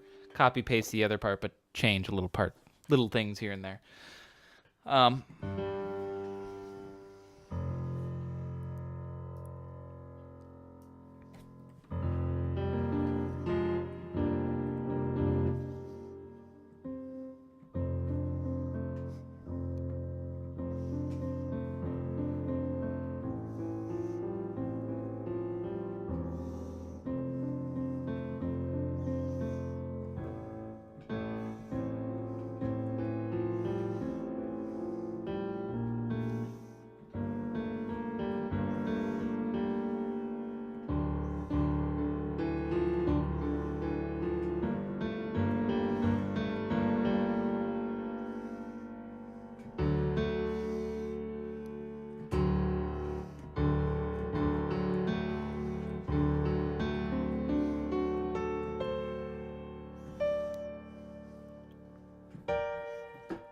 Then we'll go right back into there. Seko, what up? That sounds nice, right? That sounds pretty. Let's play it. Let's if I hit record, yeah, you're just gonna do that. Be a big old jerk to me, Ableton.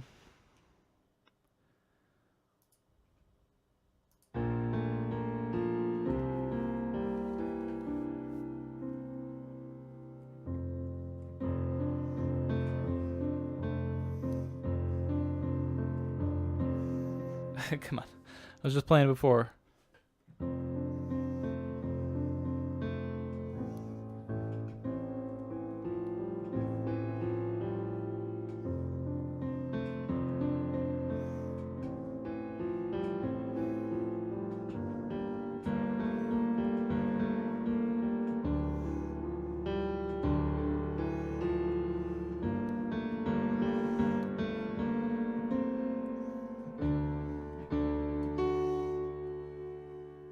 No, we gotta go lower on the bass so that way we can go.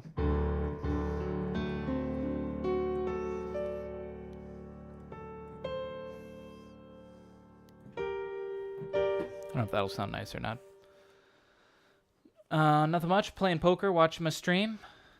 Most likely getting alcoholic drunk. Getting an alcoholic drink soon. Oh my god, I read alcohol. I read that as you're getting alcoholic drunk, as if there's another type of drunk. Getting alcoholic drink soon, because it's missing an alcoholic drink or something like that. That's why I read getting alcoholic drunk. But maybe you're doing both. Who am I to judge? All right.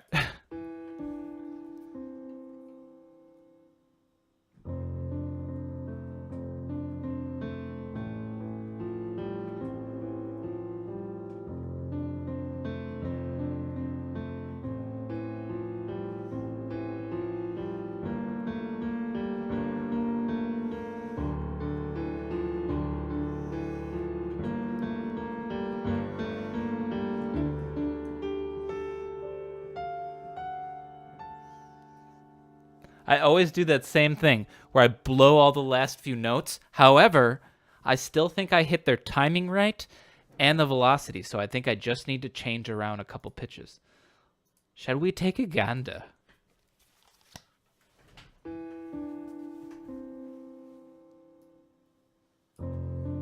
First, let's sync this up nicely so it goes well with this. drag it up to here. And where does it fit with the timing? We got to listen, lead up a little bit.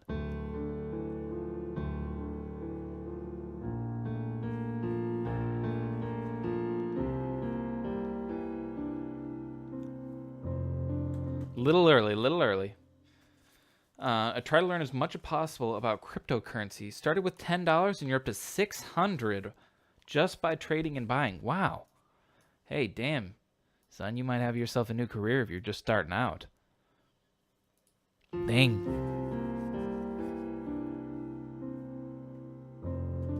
Now that's a little late. Let's bring it in. What's the middle point on that? Maybe that's that's the middle ground.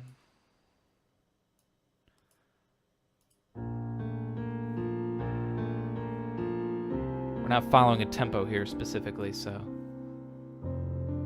that's pretty good. Okay, yeah, let's fix a couple notes here. This one should be a C.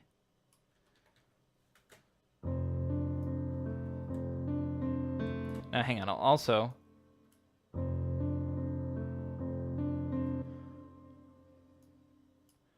hang these out a little bit further because I let off the pedal a little early on the first one. Sounds better.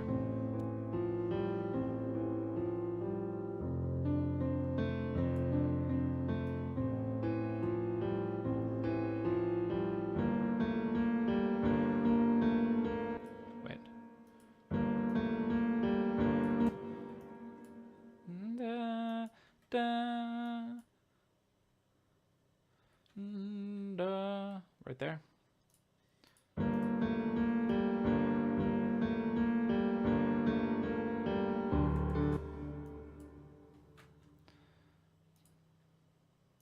Bing, boom, boom, boom.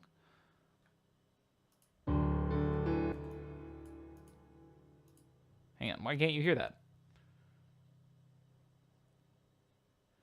How do I know which minor and major keys work well together? Most important thing, here's what I would say. In terms of what chords you should listen to, what would this be?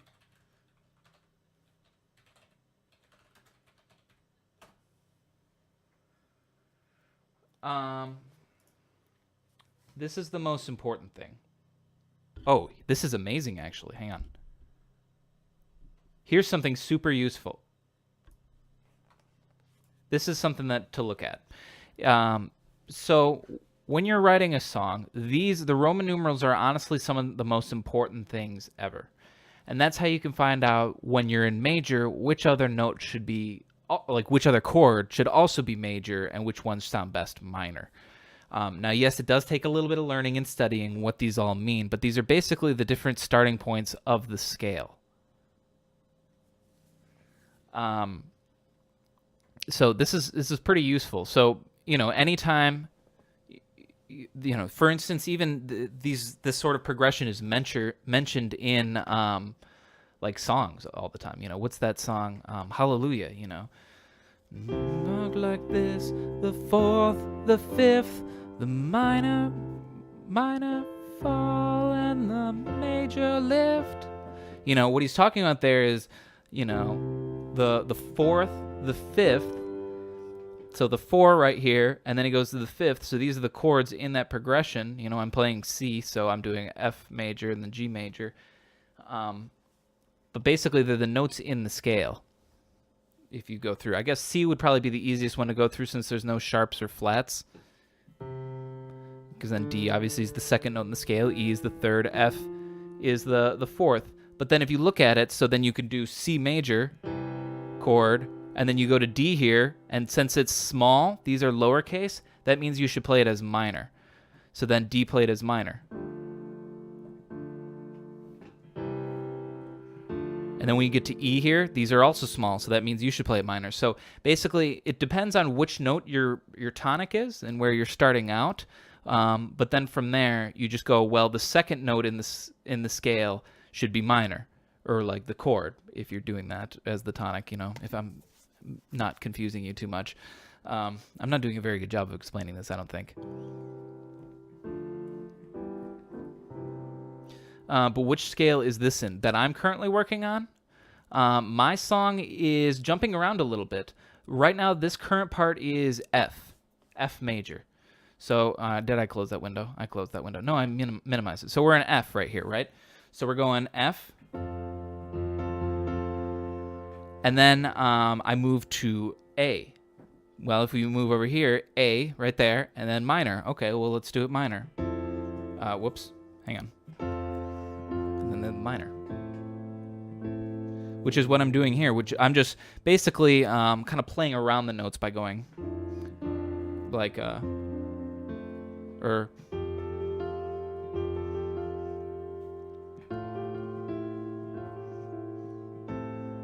But that is the progression. I'm just throwing in a couple little extra tunes or notes in there. CT, welcome. Yes, Merry Tunesday. Happy Tunesday holiday for you all. But then from there, where do we go? I go to a G after that A. Okay, well, what's the G? Here's the G. Oh, that's another 2, so I better play it minor, and that's what I'm doing even. And then after that, I go to a D, which is right here, also playing it as a minor like it says right there. So I'm sticking pretty strictly to that. Does it make a difference when you play minor or major, or it works this table for all scales? Pretty much this is the guide for just about all of it. You can break the rules anywhere you want, so you don't have to strictly follow this. And this is how it applies to when you have a tonic major. There might not be one in here. Oh, here it is right here. This is if you have a tonic minor. They follow different rules. So it depends on what you're starting out in. So this part is in F major, which is why I'm following the dominant major sort of thing. So yeah, find these 2 progression things. Where'd the other one go? This one.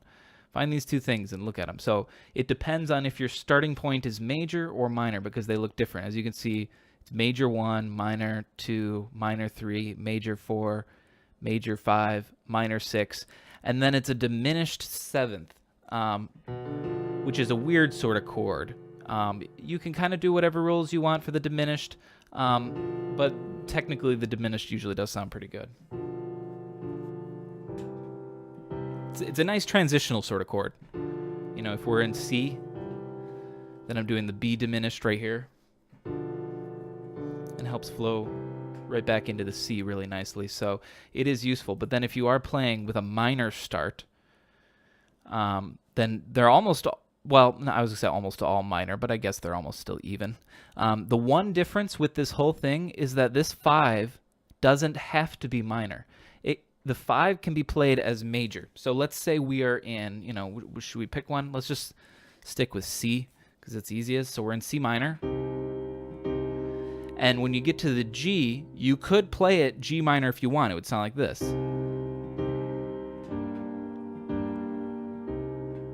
And it works just fine. That's why they put it like that. However, when you're in minor, you're more than welcome to change that to a major key, because the 5 is the dominant note. So that's the one that makes it sound very final, you know, something like this. You know, that's a very, we're finished with the song. But it works well for, like, you know, if you got a progression building up, or maybe you're doing this.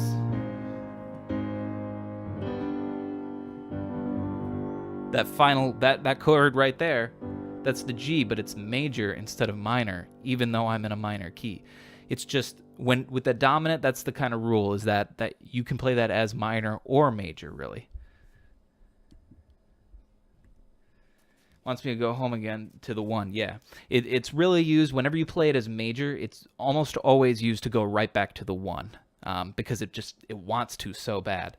Now you don't have to. I mean, these are the rules of music, and rules were made to be broken. We all know that. So do whatever you want in the end. But that's traditionally how, you know, songwriting has been.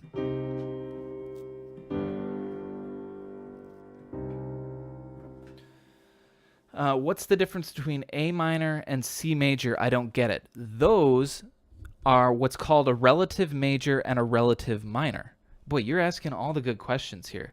You're quizzing me on the old stuff I learned in school. So in terms of a scale, there is no difference between C major and A minor. That is because they're relative majors or relative minors.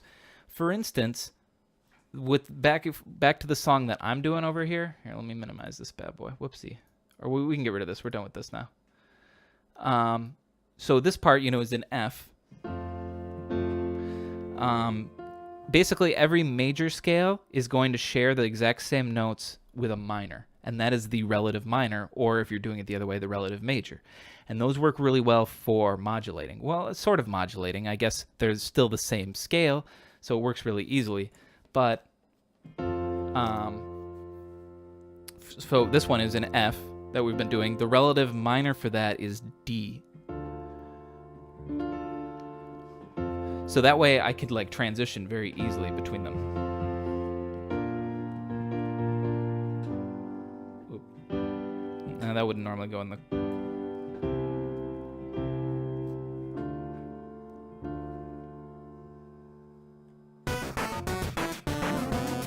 Scared me there. I got my volume up too loud.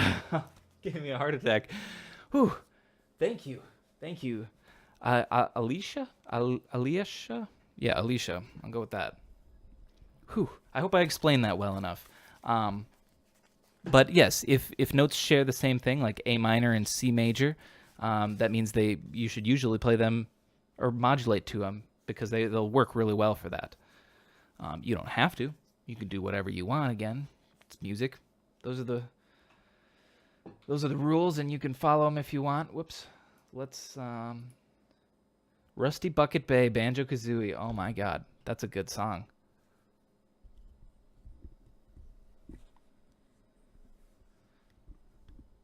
That's okay. It's Alicia. Aliash. I'm still doing horrible. I can't. I'm so bad at Twitch names. I just need a guy to come in here and his name is just Bob. Bob123. Where are you, Bob? All right, let's get back to our song here. I already completely forgot where we were to.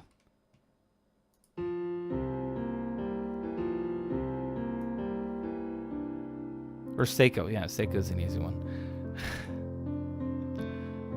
Oh yeah, we were doing this second part. We finished this second part here. Oh, I need to probably fix the ending because I probably fucked up the chords, didn't I? Or the notes.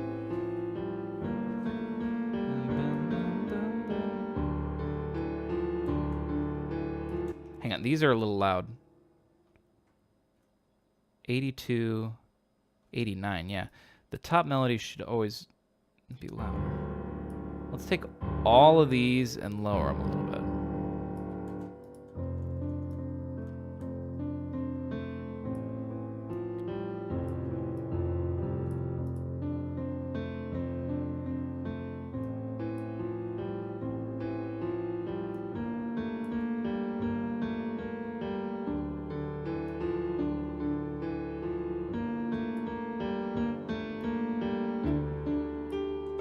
Okay, yep. We gotta fix all those. Hang on.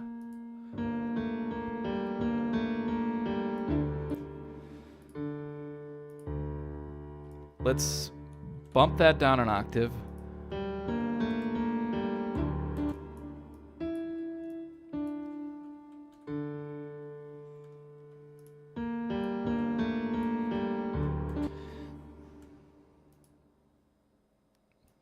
What about Ableton Velocity MIDI tool? What velocity MIDI tool are you talking about? Still hitting these too loud, I think.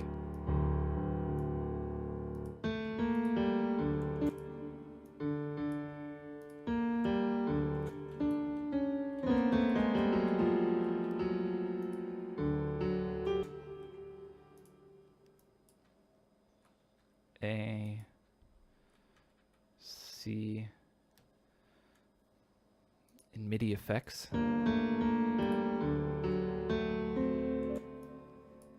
What does it do? Ooh, I accidentally hit a chord, but that makes me think I should make it a chord. Maybe that would be good.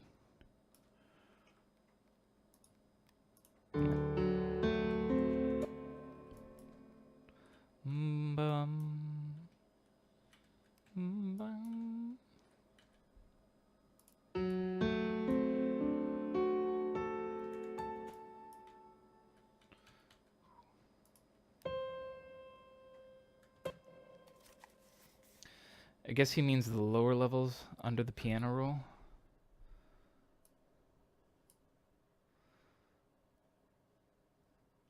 Oh, you mean these sort of sections? That's true.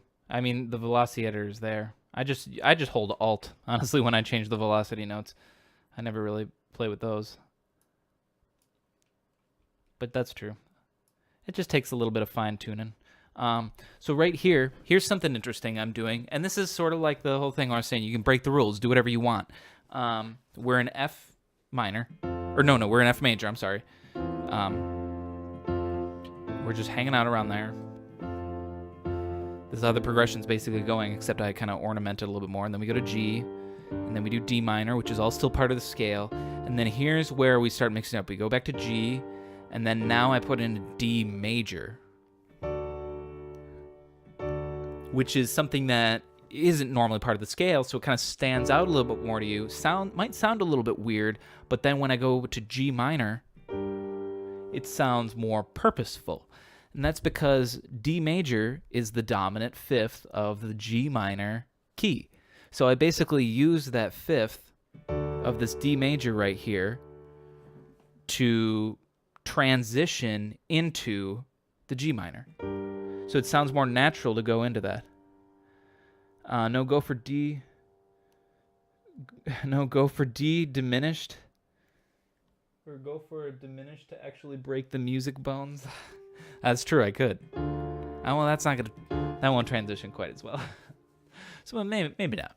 But you know, that's how I use the dominant to transition. And now we're in G minor by the end of this thing, you know? Here, like at the end of this whole thing. And in fact, I'm probably going to replay it, but watch if I do this.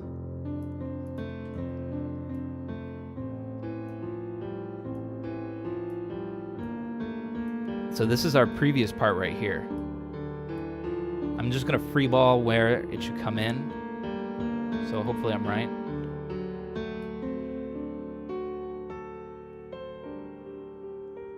Damn it, I was way too early.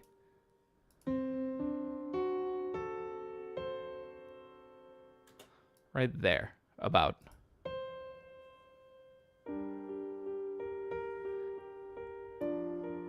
And you hear it? And it goes right back into that. So let's listen to the whole thing so far. I'm going to probably not just copy and paste this, or I might, and let's just change the notes manually. Like, why do I need to replay it out? It already sounds nice. We'll just change the notes in the MIDI, you know? Keep it simple. That's how you speed write songs, you know? Let the computers do it for you. This is so beautiful. Thank you. I'm glad you like it. Yeah, this one's turning out pretty good. I need to watch the volumes during this part. Like, I guess the volume of all the notes individually, because I think it might get a little loud. I get a little intense. How hard do I hit? Just to the about 100 range.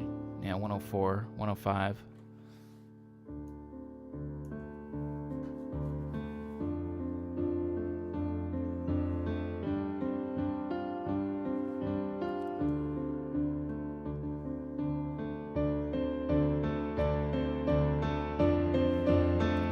Don't peek.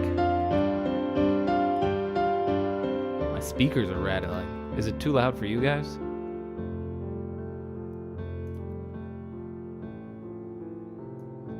You want to learn this later? I can, if you want, I can export the MIDI for you, and you can just drag it and look at it in your digital audio workshop, and that way you can see exactly which notes they are and stuff. Maybe it'll help. Otherwise, it's obviously not that overly complicated. I'm sure you can figure it out by ear, too.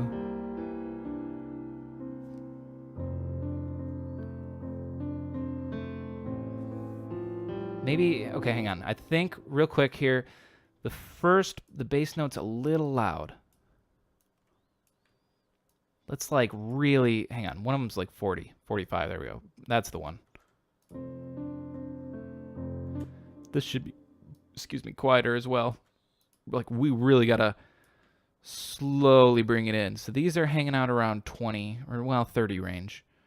That's good. This will be, let's do like 35-ish. Yeah, 50 is way too much. Bring it down a little bit. This will be still 35. I know the song. It's Darude Sandstorm. It is. Damn it. You caught me. Dude, here's a good question. I'm not a maybe super high-tech electronic music aficionado, but does Darude have any other music other than Sandstorm?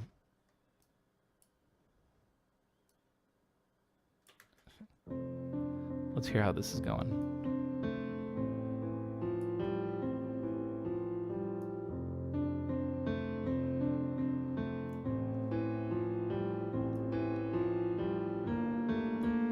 Yes. A remix. Oh, yeah. Yeah, duh. There's also the Sandstorm remix.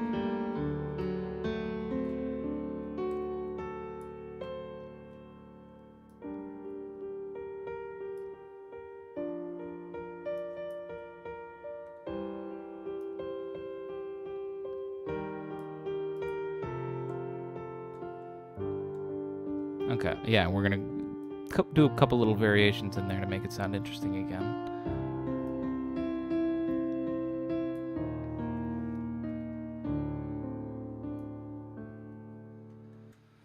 Now, do we bring back this part one more time? If we brought this part back and put it in, it'd be about just short of 3 minutes long. Sounds like the Pearl Harbor soundtrack. I haven't seen the movie Pearl Harbor in a long time. I would have no idea how that soundtrack goes. But sure, why not? I'm channeling my inner Tom Cruise. He was in that movie, right? Or no, he was in Top Gun. Same thing. I don't know. Or maybe, was he in Pearl Harbor too? I don't know. I don't know what Tom Cruise does. It's not like I stalked the guy or anything.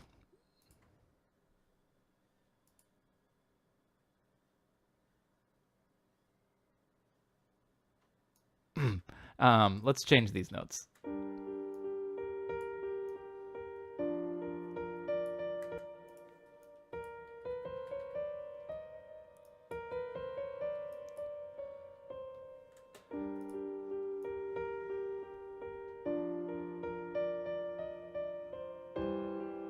See, just a tiny little thing like that makes it a little different. And you care more. I don't know. It's not just copy paste anymore.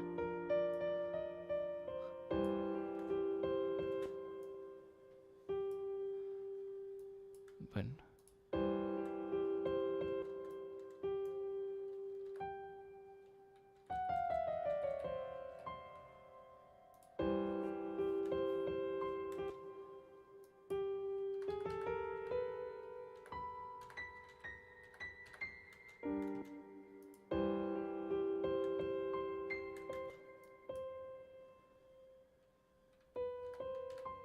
so now this is basically just playing one note all the way through, but it's just hopping between octaves. So it sounds different. Not quite. What is this? Oh, this is the soundtrack.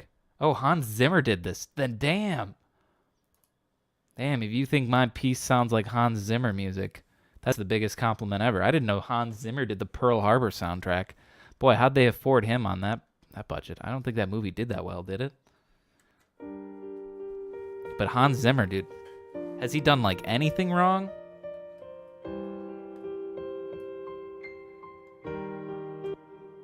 That's a little harsh right there. Bring that down.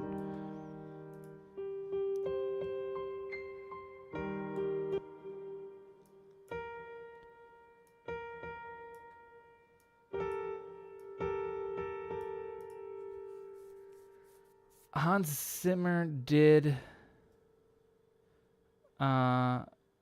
he made Darude Sandstorm 2? Oh my god. Hans Zimmer, you can do no wrong. He did the Crisis 2 music and theme. Oh. I've heard of Crisis 2. I've never played it. But yeah, Hans Zimmer, dude. He was teaching a masterclass on some like website. It's like him and Deadmau5 and stuff. I remember seeing those ads on YouTube a bunch. I don't see them anymore though. I wonder if that's still going on. Okay, how else can we... It's a nice little variation right there.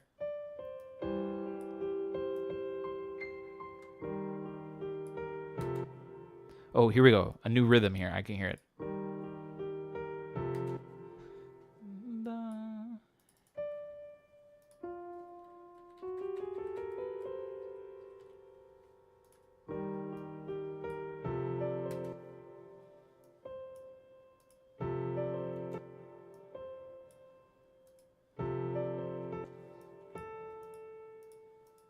Oops.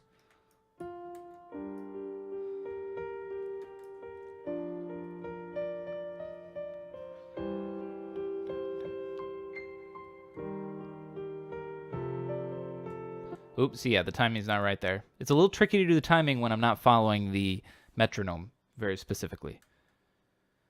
450 million worldwide. What, Pearl Harbor did? I mean, I guess. So it's a success. Well, I guess that's the thing. Maybe it was a success at the box office, but I don't remember the reviews being like absolutely stellar. But then again, I don't remember anything about the movie. But then again, that might be a testament to its quality if I can't remember a thing about it. You know? Not a very memorable movie then. And sorry, Hans Zimmer, but I guess your soundtrack wasn't super memorable. Not to say it wasn't good, but I can't even remember it in the slightest.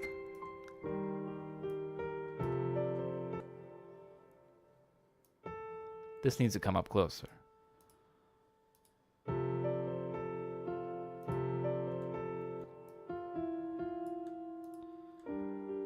It was a good movie? Okay. I don't remember. I just haven't seen it in so long. I can't even remember about it.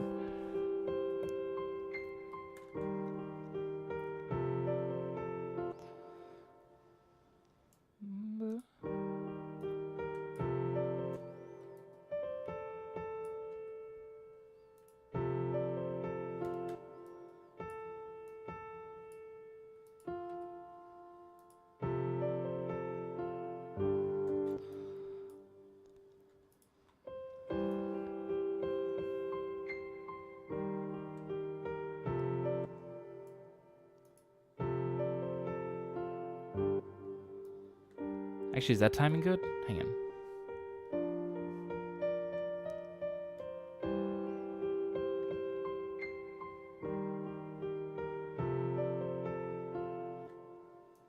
It's okay.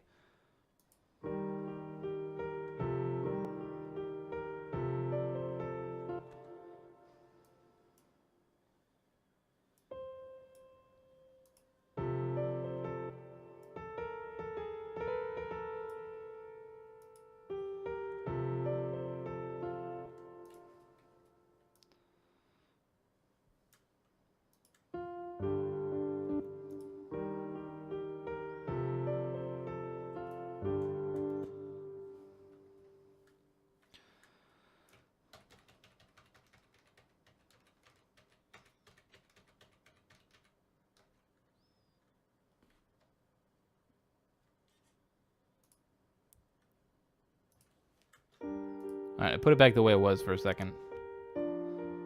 Because I fucked up the timing a lot. I ruined it pretty bad. So we'll start over. Because this one, fine, I should never change that.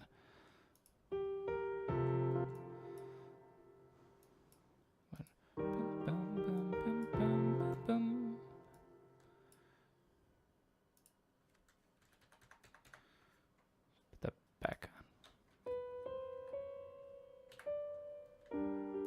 Nope, right from here.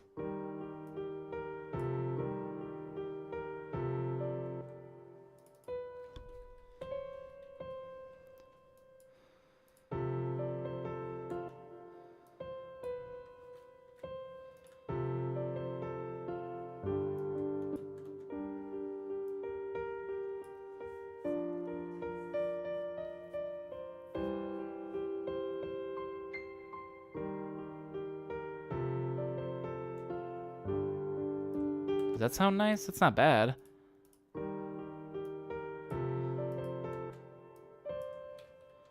almost feel like it should actually come a little earlier. Hang on.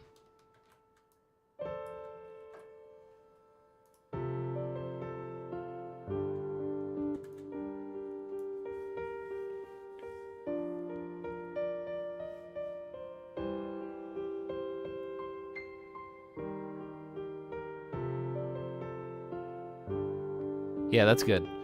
Can I have this MIDI somehow later? Yes. Are you on Discord at all?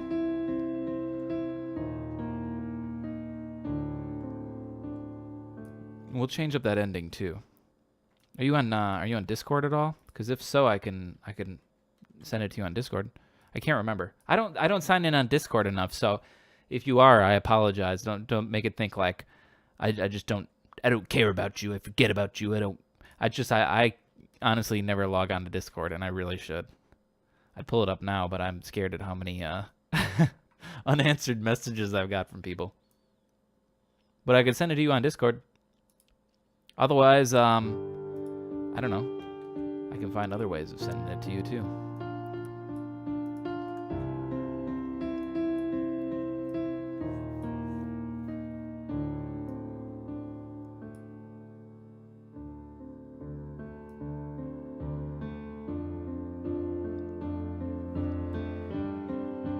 Email? I guess, yeah, if you want to whisper me your email, I could hit you up with that. Old school. That'll work.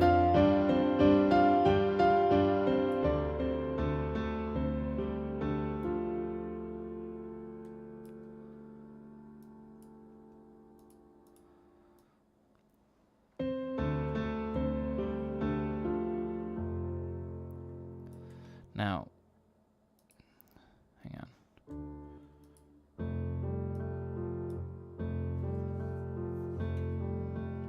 Sweet. Let's save that somewhere. Cool. Yeah, I'll send you an email with it. Let me just hang on. I'm gonna save it somewhere here. Right there. All right.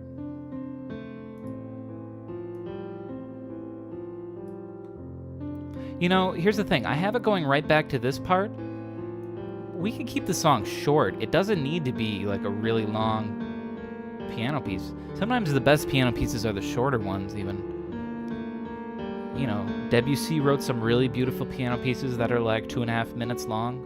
And right now, at this point, it's about 2.5 minutes. If we just came back to this final theme right here, you know? I don't know. Because right now, I just have it going back kind of in a circle here.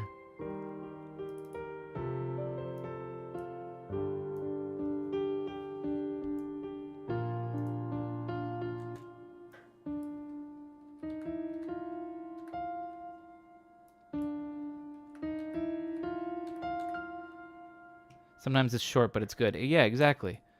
I don't know. I might keep it shorter. Let's do that bong bong bong thing right here too, because I like that.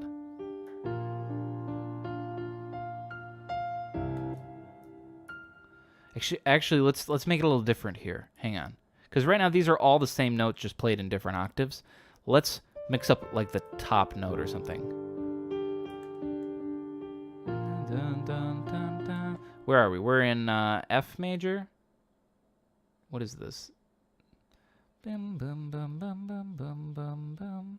No, we're in just B flat.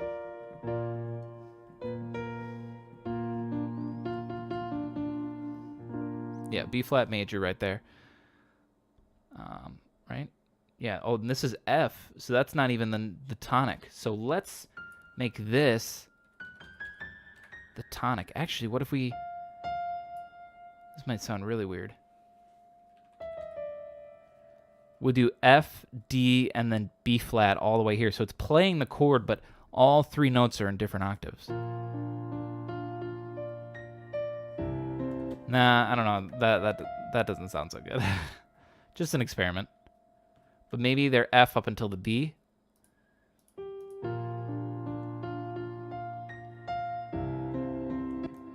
I don't know.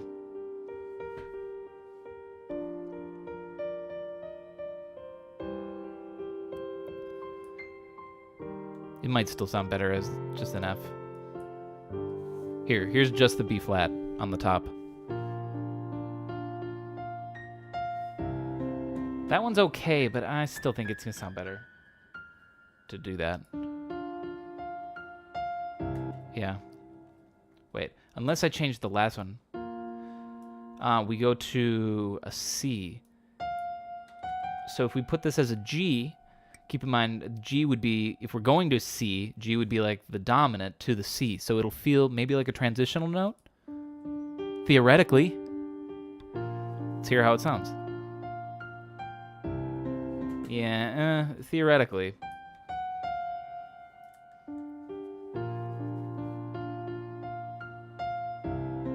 You know what? If it ain't broke, don't fix it. Let's leave it. Feels a bit weak, that part.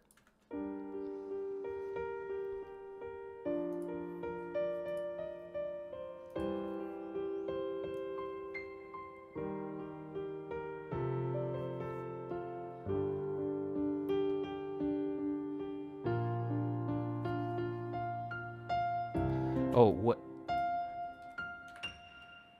What about we just climb up like that?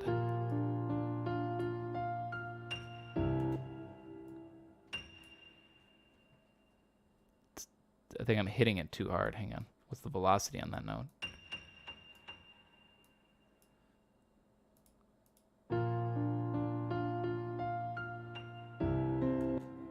A little too soft. A little louder. How loud's this one? Lower that a little. And this just a pinch. It's good like this. Yeah, this is not bad.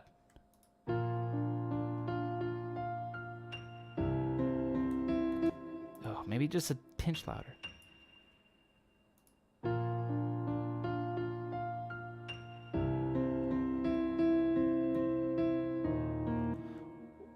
Or hang on. The one other option is, let me listen real quick again.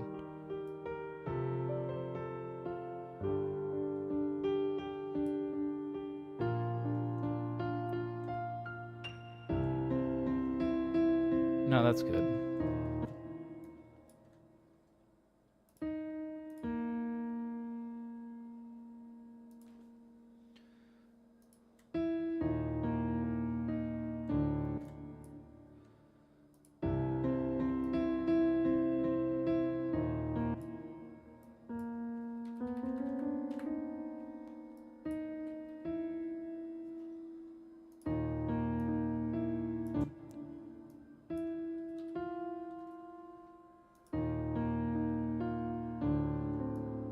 Yeah, that's tiny little variance there.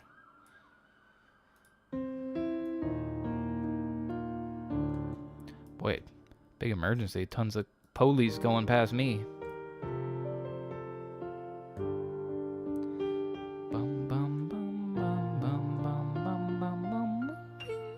Can't sing that high.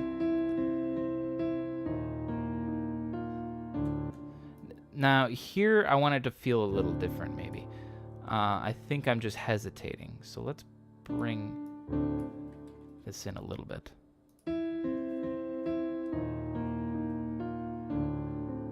Oh, that's perfect. Now, see, now I have it going back into this part again. Do we want to do that? Or do we want to end it on this part? Let's see. I'm trying to think if I could come up with a good ending. Because, yeah, I could have a peaceful little ending right here. Boom, boom, boom, boom. You know, maybe I should do that, actually. Let's delete that, just because I could copy and paste it from back here, again, if I really want. So let's listen in on this ending here.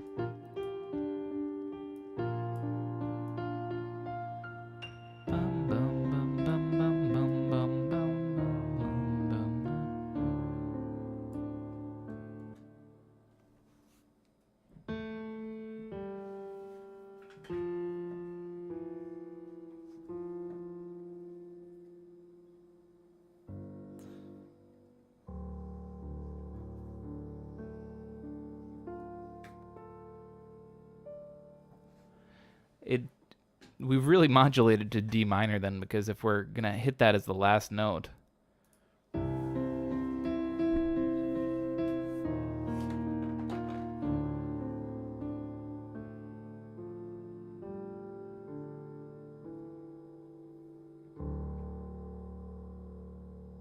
something like that even just like is a nice little ending.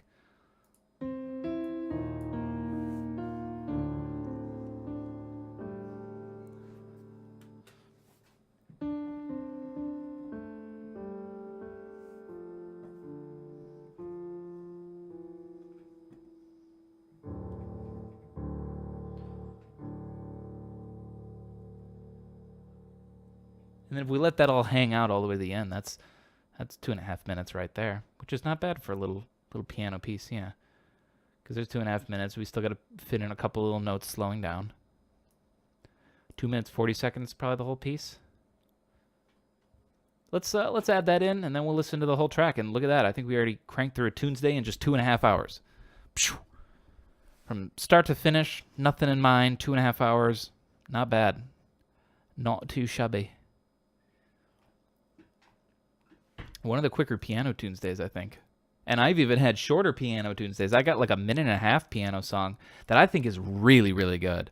I think it's one of the best piano ones I've ever written. And it's only like a 1.5 minutes long. But, ooh, I like that one. This one's pretty good. It's beautiful. It's very sad.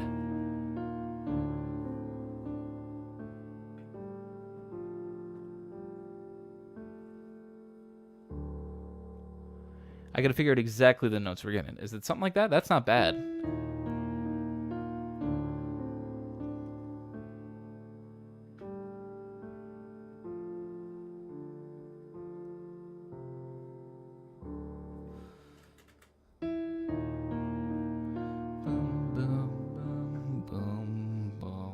Oops, I forget. That's my job.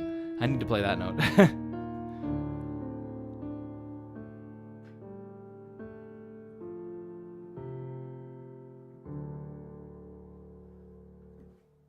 It's a little different. Or I could do this.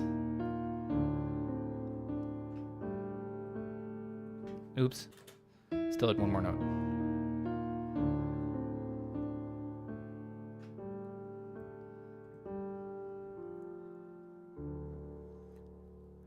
I like the other one. Let's do the first one.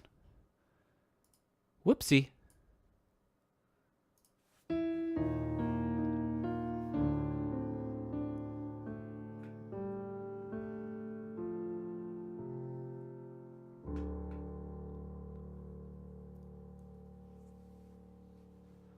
Hold that pedal forever.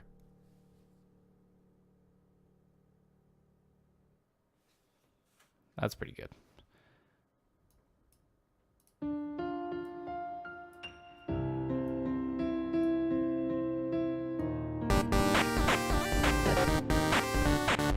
Damn, Seko! That scared the hell out of me too, because I still have my volume up really loud because I'm listening to this soft piano. Tipping me $2, man. Thank you so much, dude. Thank you very much. I will. Yeah, see, some streamers put on really loud alerts to scare them and then entice people to donate or follow or subscribe and all that sort of stuff. I just do it by accident because I accidentally have my volume up really loud because I'm editing piano that's very, very soft, and then someone fucking gives me a heart attack.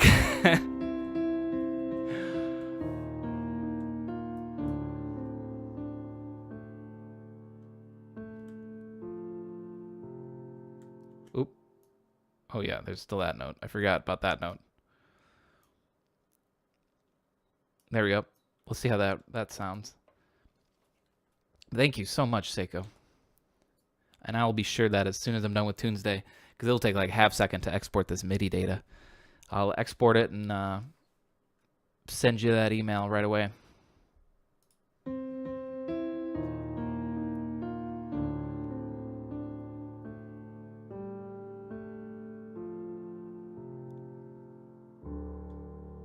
Okay, let's, I think that sounds pretty good. I'm gonna put on headphones real quick. I'm curious what it sounds like with headphones on. But let's listen to the whole thing, guys. I think we have ourselves a finished track.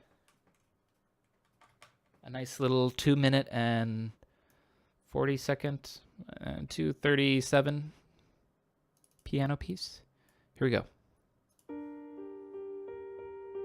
Oh yeah, I guess here's the deciding factor. I still have this intro part on. Yay or nay?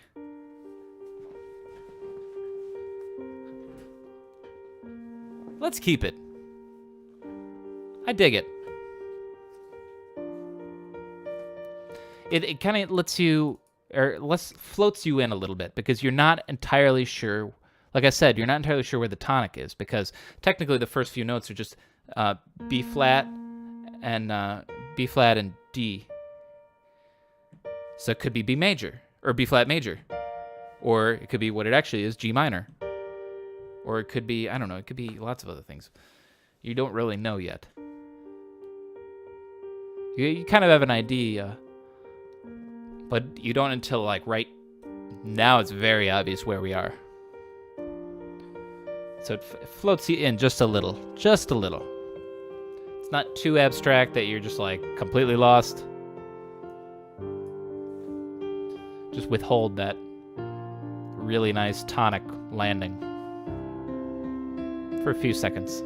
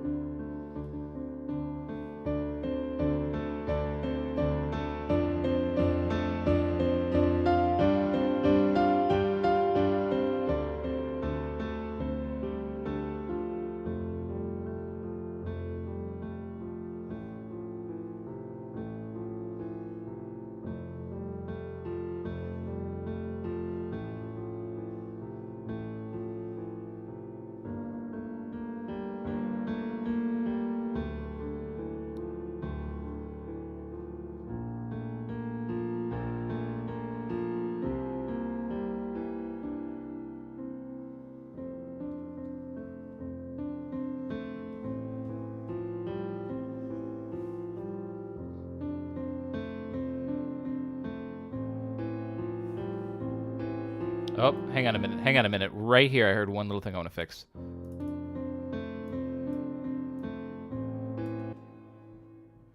Hang on.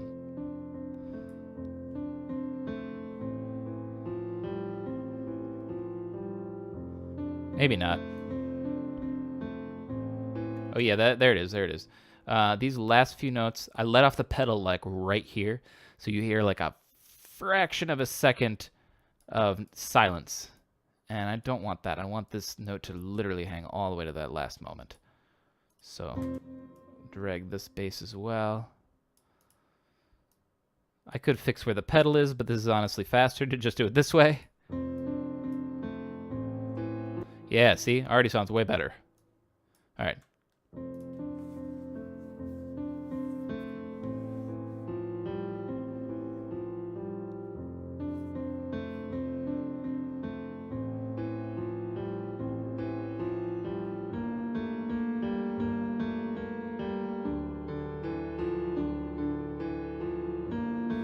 It'd be so beefy if you had some strings.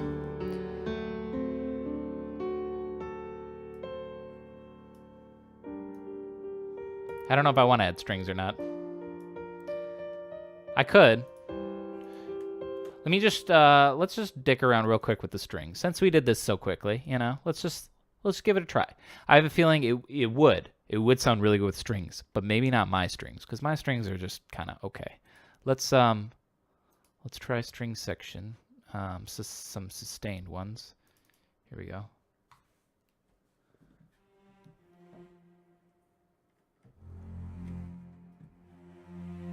No, we want low. Nope, low strings.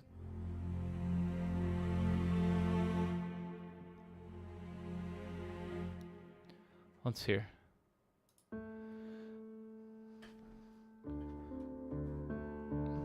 I want the piano sheet of this. I don't have any sheet music, but I can give you the MIDI, like I'm going to give Seko the MIDI.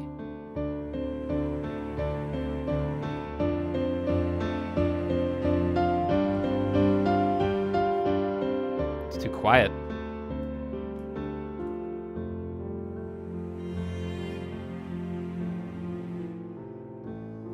Here we go.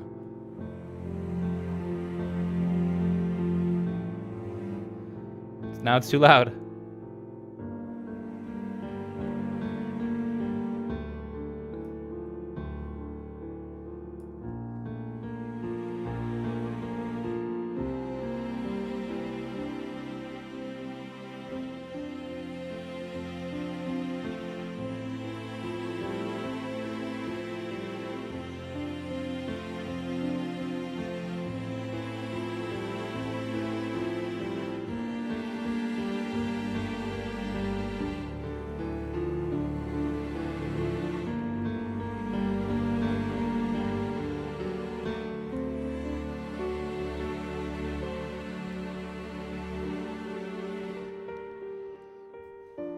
Should we do that?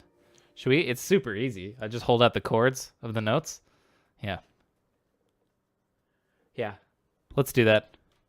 You can use MIDI to import it into Sheet. See, I could do that, but the tough thing with that is that I didn't play this to any sort of metronome. So when I try to, if I were to export the MIDI to try to make it fit the sheet music, it might not know what to do in terms of the timing. So I don't know. I don't know how that'll do, but I like the idea of the strings too, and I think I can add something real simple that'll sound nice. So we're gonna add the strings when the F major part comes in right here. Normal and strings? I don't know. I might do just strings. I mean, I could have two versions, but I don't know. I feel like what's the point? I feel like strings does add to it. So let's just figure out what. I think it's just gonna be holding out the basic chord, but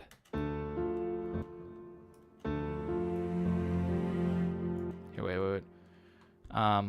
Let's give it the same reverb too that the cathedral or the piano has. The cathedral reverb. Blip, blip, can't talk. Reverb time. Hall reverb is 0, so there's none. None on the strings, right? Okay, good.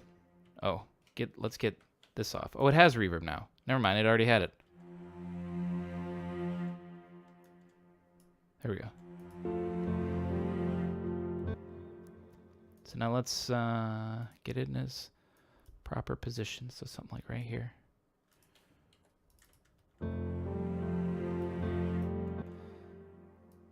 Then come on.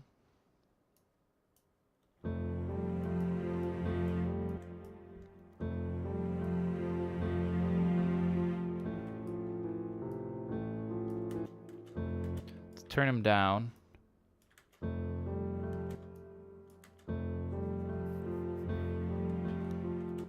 Too quiet.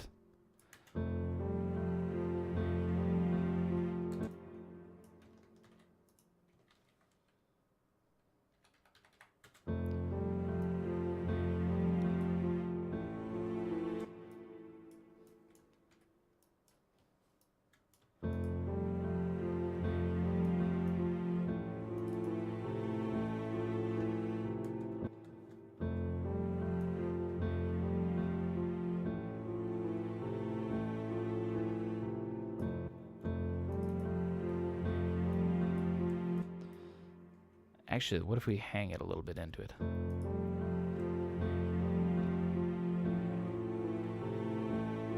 Too far. Hang it in too far.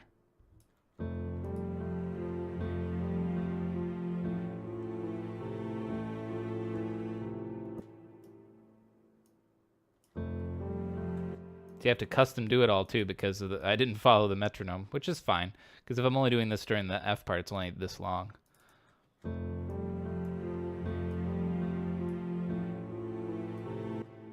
Maybe that doesn't sound so great. Do that.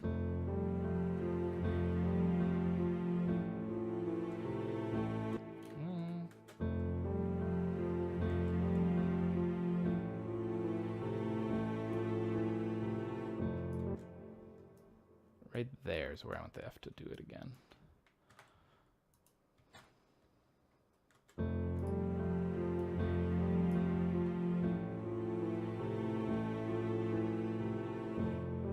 Yeah, see, my strings just aren't that good. I wish I could put a lot more personal touch on them.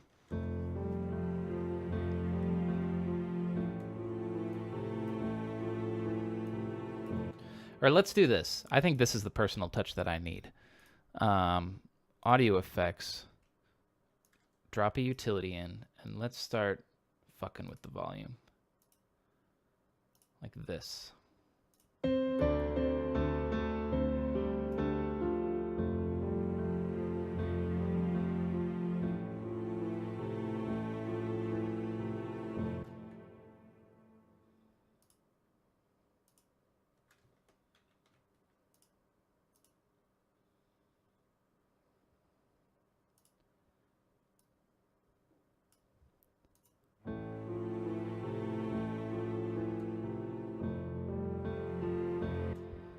Yeah, let's have it fade in a little bit here too.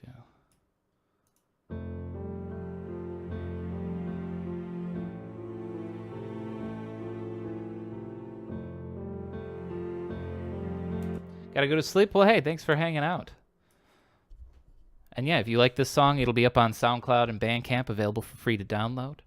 If you want it on like a MIDI version of it, add me on Discord or something. I got a link below. Or I don't know, follow me on Twitter. Find some way I can DM it to you. Or I can hook you up.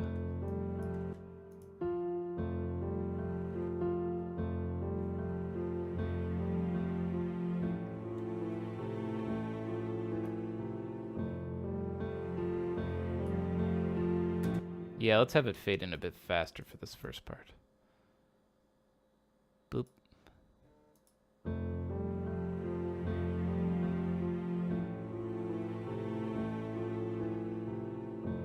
Yeah, that's nice. That is a nice fade in, fade out sort of thing. We got to keep that sort of thing going throughout.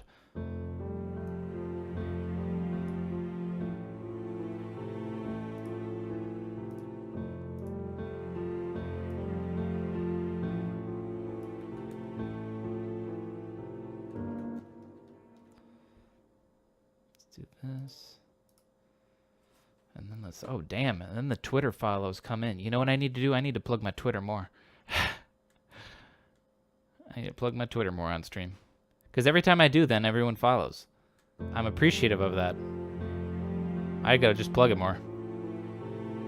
Yeah, I guess I can DM you on Twitter. I could do that too, Seko. Whatever, I got your email. I'll figure it out. Yeah, thank you for the follow, man. Oh, okay, that's good, that's good. But that comes in a little earlier in this last part. And I think I might add some more notes too. Or maybe we'll save the later notes. Email's better? All right, we'll do email then. Now this moves to G. Right there, yeah.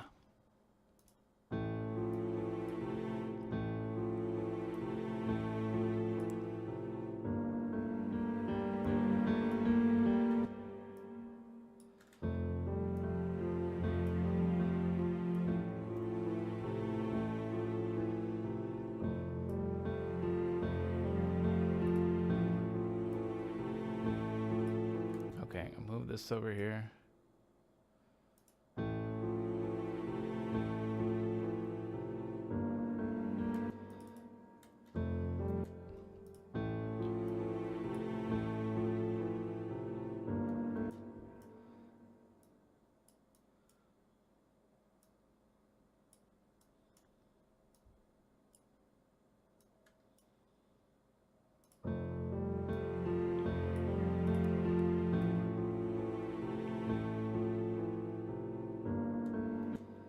Let's put a curve in it, maybe. If you're ever wondering how to do this in automation, you just hold Alt and click on here, and then you can. Let's go full ham and bring the violin, etc. We're gonna do that when we hit the second part right here. That's what I think we're gonna do. We're gonna go full ham when we get this part, but right now we're gonna just bring it in with the low bass on the strings right now. You know. Might just need to turn it down still too.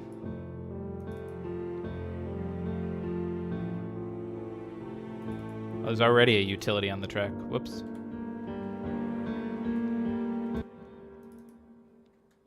Boop, boop, boo. Utility right there.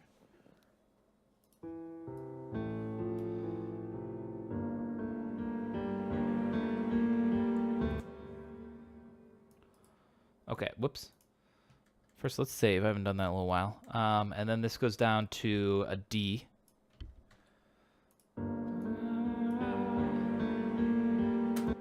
Right there, right there. D. Oh, maybe let's go higher. Let's try that one. No, see, then we start jumping into the higher strings, so we actually have to go lower.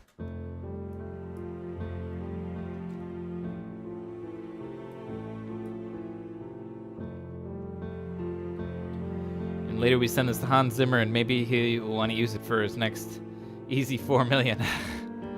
Right, he'll write me a check of $100. Thanks for the idea. Slamhaus, here's a check for $100. Maybe someday you'll make it big. And then he's going to use this exact thing. He's not even going to re-record it himself. He's going to use my exact recording. I'm just kidding. Hans Zimmer would never do that. He wouldn't. I love him.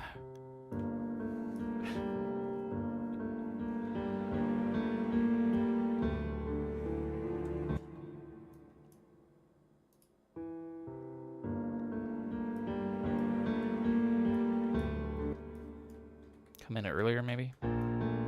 Oops.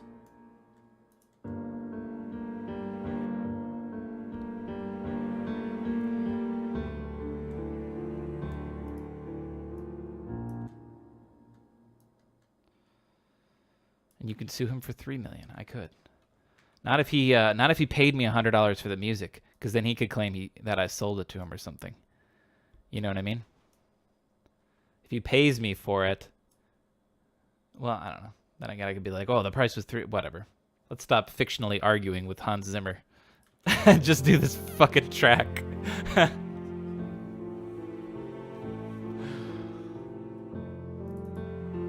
almost want to do... Okay, let's try this.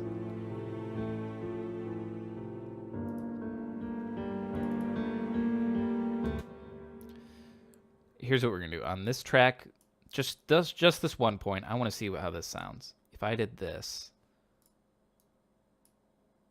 and we just drag it out, right?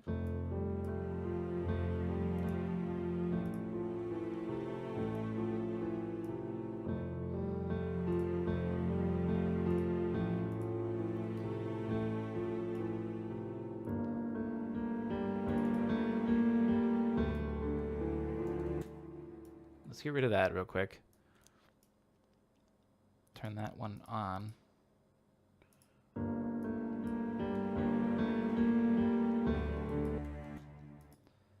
I need to listen to these two together.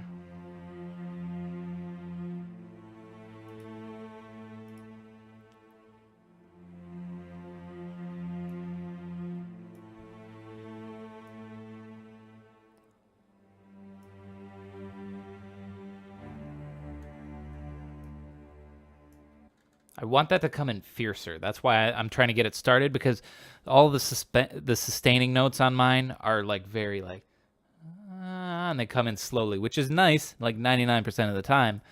I should say more like 80% of the time.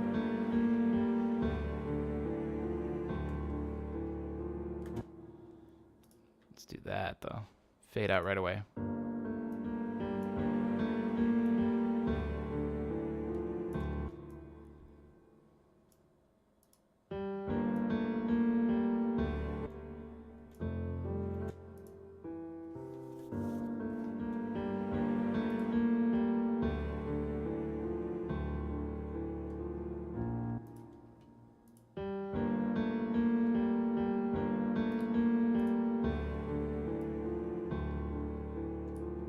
Maybe not that quiet. Whoa, whoa, whoa.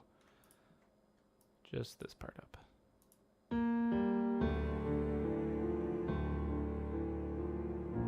Okay, actually, maybe it should go that quiet. I take it back.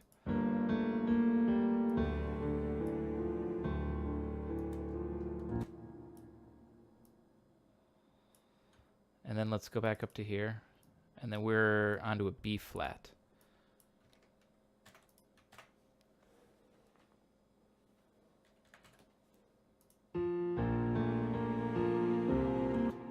Okay, let's figure out where that comes in.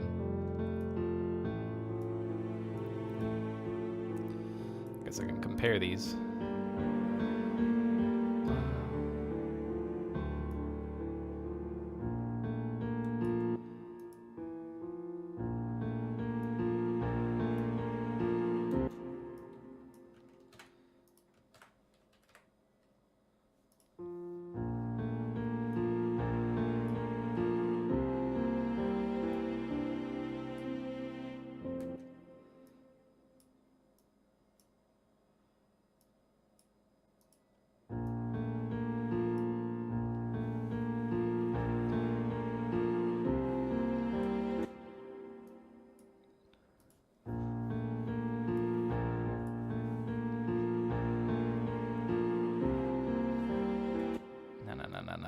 No.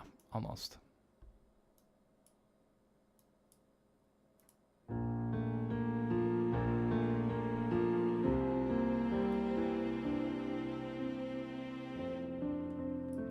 Okay, that's good. We still gotta add. It's gotta fade out once it hits that C.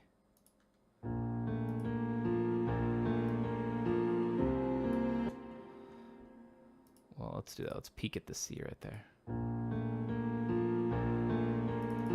Or 15.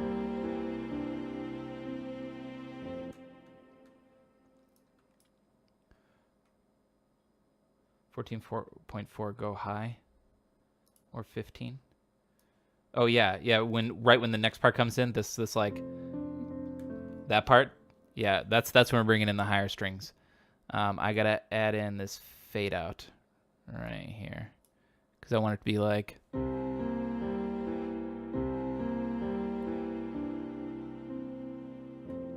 Yeah, the strings gotta fade a little bit. Bit lost in my timeline. I know. I don't make it easy to follow. I don't think. Okay. This just serves its one little function right there. I think I can copy and paste this whole thing right now, real quick.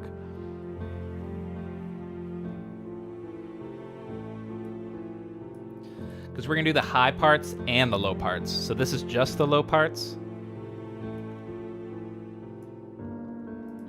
And I'll need to adjust, I'm sure, the timings individually. Positive, I will have to do that.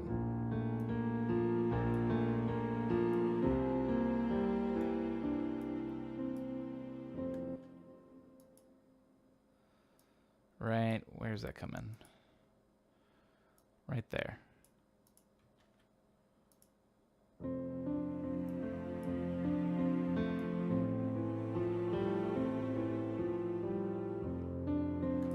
See, here, I'm just going to, before I add the higher stuff, I'm just going to tighten up the timing. Because once the timing's done, I could just copy and paste the higher notes over the top. It's not going to be hard. But the timing right now is synced up with, oh, why is this open? Is synced up with the first piano part, which is essentially the same part, but I do still play it a little differently. So that's why, let's see. So like that's why this first part actually works out perfectly right here. That's fine. But then right here, that one's a little shorter.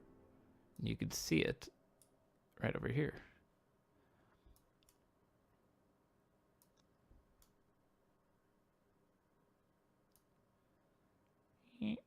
Right there-ish. Then let's move the automation to... Oh, no, don't group select it all. You love doing that, Ableton. All right. Just thinking ahead. No, that's good. No worries.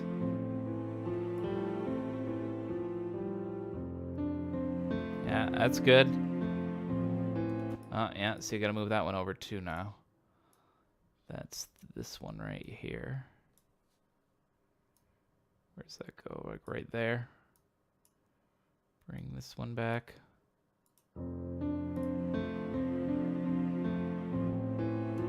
Maybe even a little earlier.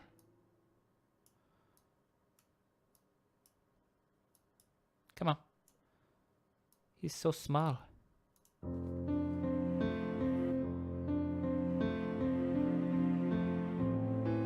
Yeah, that's perfect. And then this one goes much closer right there. And we got to change the automation on this part here. Because this should go right over there.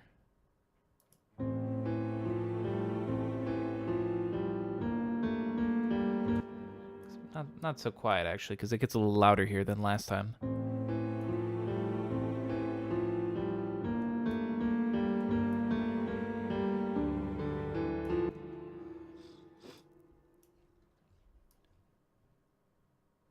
Like there. Now, this is where I was adding in this other point. Should I do that again? Let's try it.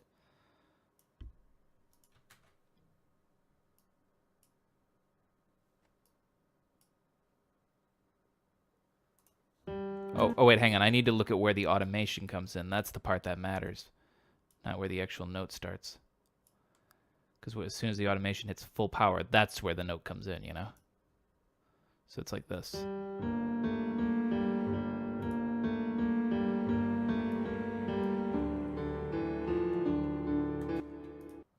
just strings alone. Yeah, that's good. Whoa, whoa, whoa, whoa, whoa. Get that out of there. Shit up.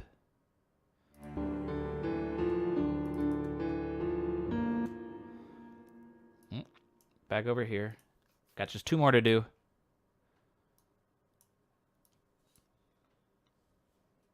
This thing, let's move them both together. Right there. Nope. There. Nope. Halfway in between there. There.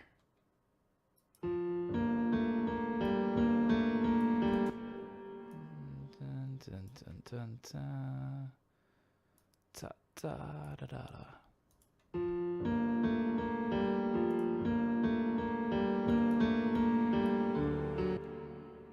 Oh yeah, we changed there. Yeah, so here so it shouldn't even be, it should be a G, and then this should also be a D. Right there.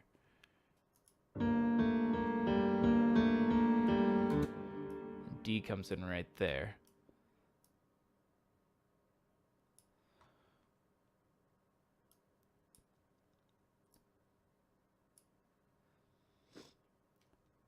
Hans Zimmer had a competition a long time ago.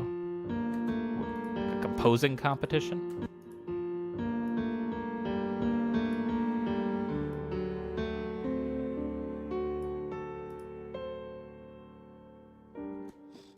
Okay, this then keep going out for a while. People add track, something like that.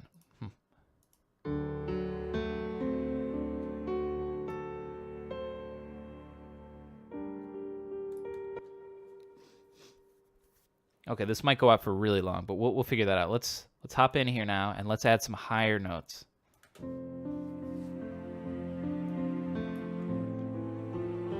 So let's see, we're in F, so we get the low notes. What's a chord that sound nice?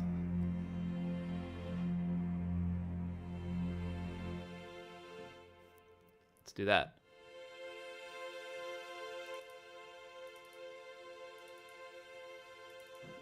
Oops. Now I gotta make sure they're the same velocity, right? 63. Okay, consistency, that's what we need. Okay, these ones should be lower.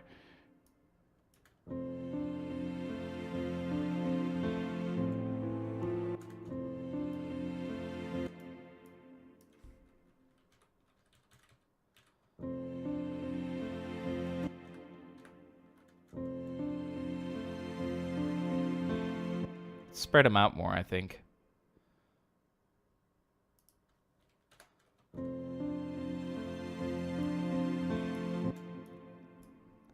Okay, let's hear how it get it there.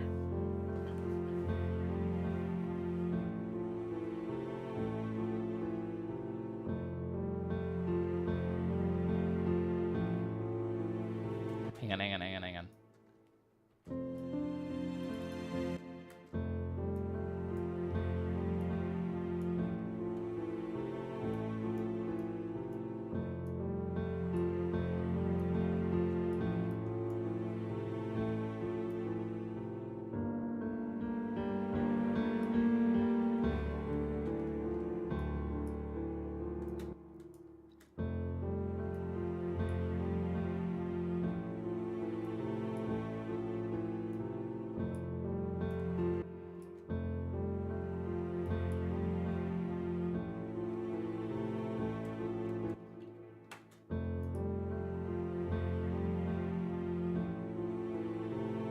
That's good.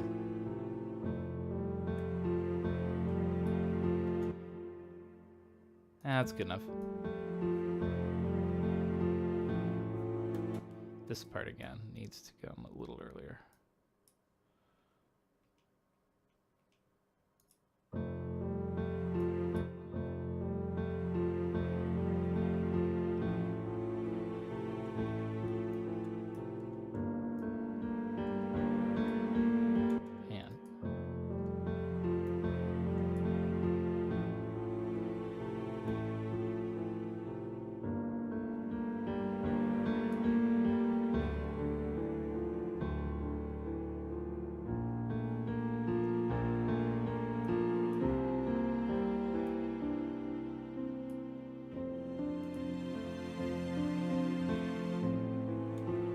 I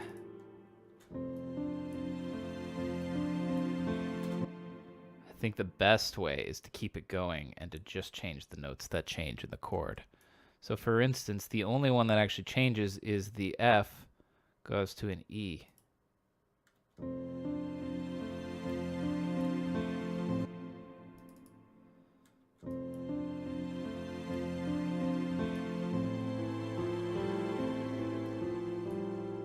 Yeah, and all that volume automation still in there sounds great. And let's just copy and paste this exact same thing again. And the reason I'm copy and pasting instead of letting it just stay through is so that they can do that momentum thing again of like starting out the note. Because as I said before, that's the problem with this thing is when you play it, there's no just like starting right away. It's just like a fade in every single time. Which it serves its purpose right here. I want it exactly to do that.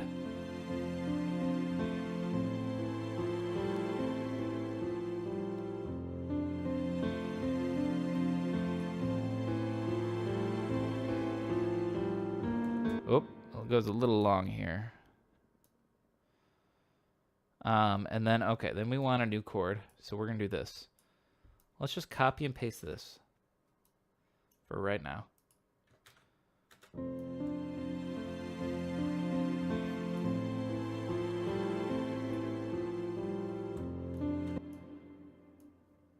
Let's bring this in maybe. Be nice if it could cut off a little sooner.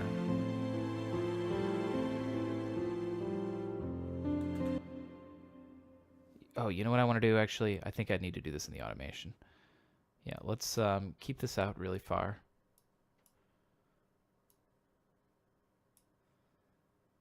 Let's do this all in the automation.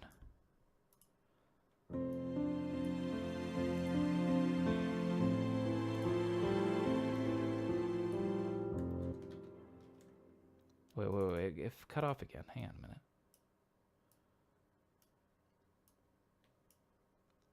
Let's go all the way up to there. Right up, touch your butt. Touch their butt. Poke it, touch the butt. Like my app on my iPad was crashing, so you had to go to PC instead for Twitch, you mean? For watching me?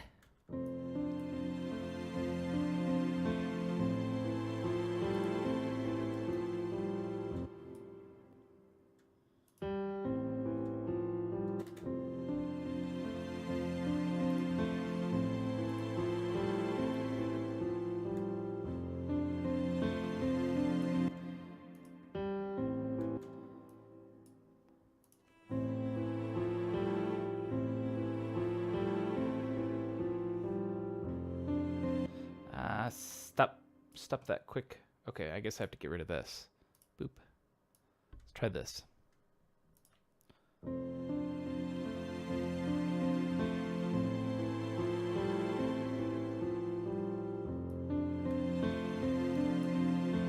Okay, I like that. Let's just bring it here, do that, and let's give it a little curve there. Same with this. I think I can delete this and just kind of give it a little bit of a curve. There we go.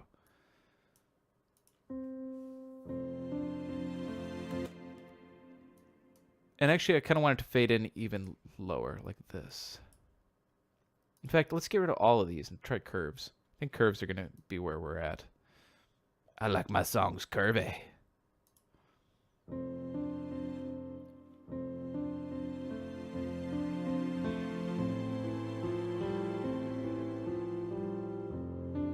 Yes, that's it.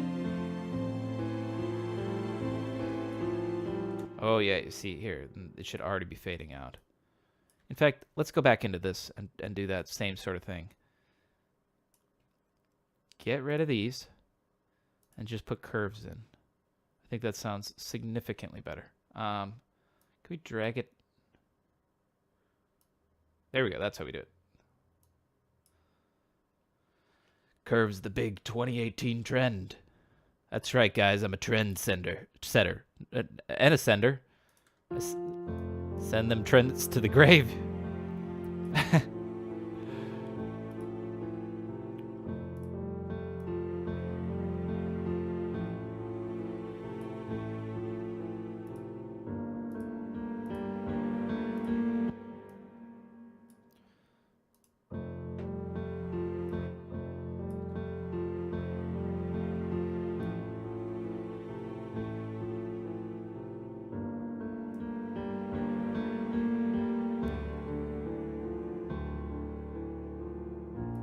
That part sounds okay.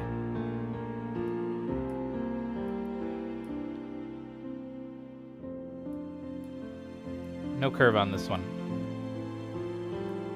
That part's really good.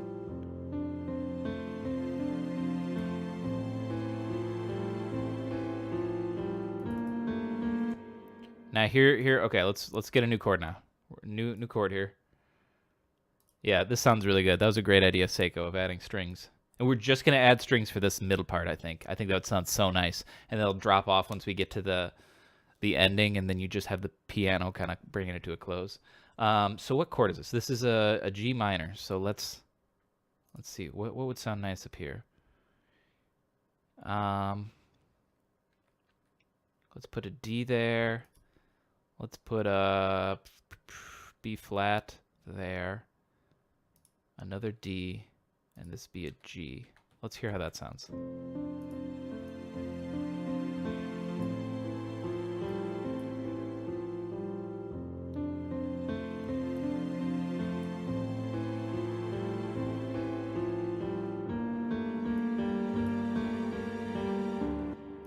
Yeah, that's a good start. I really hurt yesterday. Didn't know whether to laugh or cry. Like you woke up hurting? Or you got really hurt?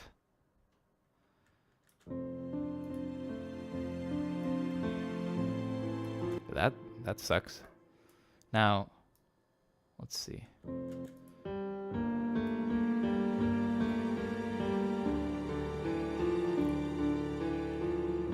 Emotionally hurt. Oh, damn. I'm sorry to hear that, man.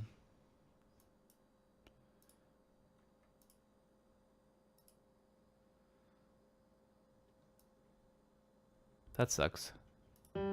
Emotionally hurt's like the worst one, almost. Because, like, if you're physically hurt, you can go to a doctor and they'll just be like, beep, boop, boop, beep. You're good. No, that's doctors for you. But when you're emotionally hurt, I don't know. Not that simple.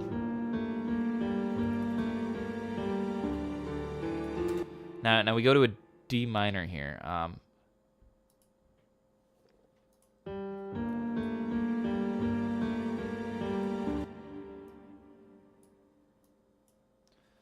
So let's move the B flat to an A. Keep the D, and then the G should go to an F.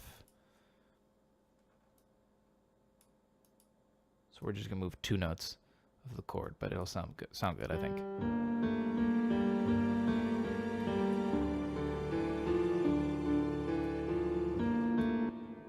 Why isn't that fading? Unless it needs to fade more.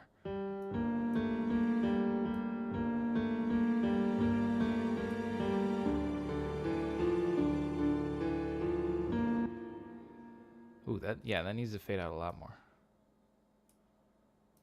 Oh, I know, because this isn't really fading out. Or no, it is. It's going from 0 to... Here, this starts at 0, this starts at 0, and it goes down to -14. This goes down to -13. That's about the same. Where do these go down to? -11, for fuck's sake. Favorite version of the Doctor has regenerated. At least the new one was great straight away from her Yorkshire. Oh, so wait, are they already past the female Doctor? Did I miss all those episodes? Dude, I know what it feels like to be emotionally attached to a Doctor Who character. I mean, like, oh my God, I'm still not over David Tennant being gone. David Tennant, I mean, everyone's got their favorite Doctor. David Tennant was mine, by far.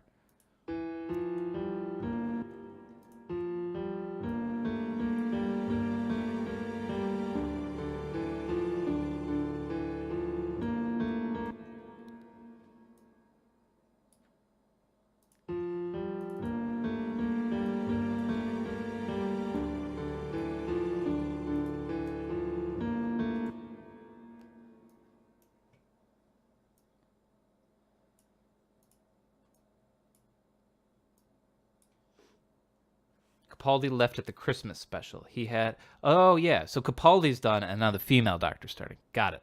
So I missed all of Capaldi. No, I watched the first 2 episodes of Capaldi, I think, and then nothing else. And, yeah, he was good. From the beginning, I mean, He did a lot more than just 2 episodes, so I'll be happy to see more of it. I'm just behind on my Doctor Who. The problem is the episodes are so long.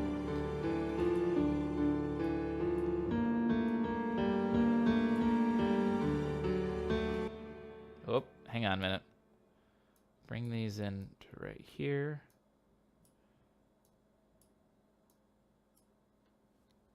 And then this should be an F sharp.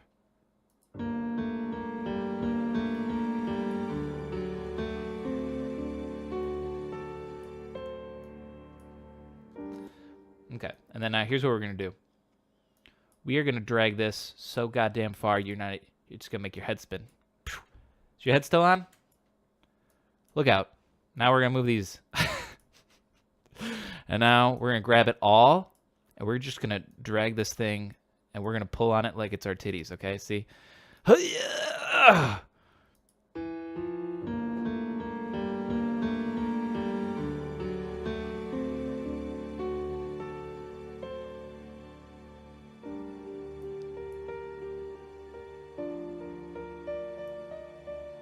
Yep, maybe not that long on. So now what we do is we do this. We put in a fade, right, like that. We let it fade out.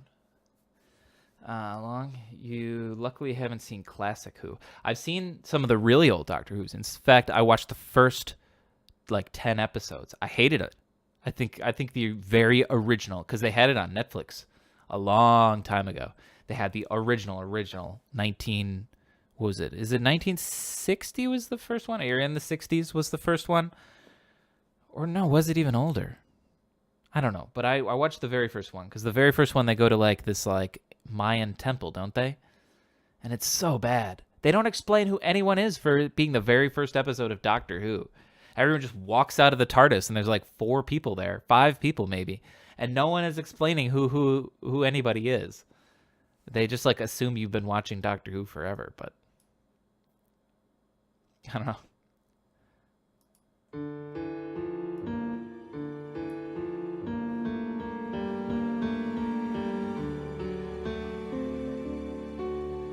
That's not the first episode?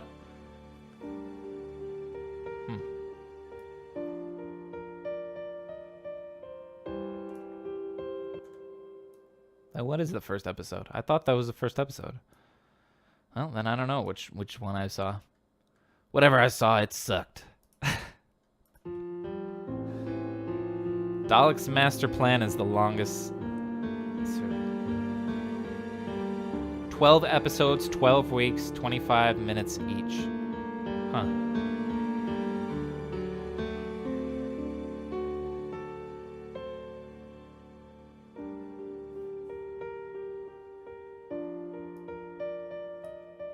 Okay, we also should then, the utility is not enough. We need to go into the mixer and just lower the volume now, because the volume needs to fade out very, or actually,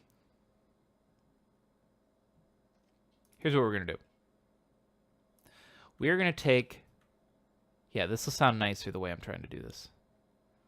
We're going to take this cathedral reverb, and we're going to put this on the house reverb right here. Paste it right there, and we're going to do 100% on that. And then let's delete it off of these string tracks. The reason being is that, get rid of it on here, and then on both of these, let's send some, actually a lot. Let's test. The reason being is that when the volume fades out, I'd like the reverb to still be hanging. I don't want the reverb to fade as well. So if the reverb's on its own bus, that will keep going while I fade out the volume of the other stuff. You know?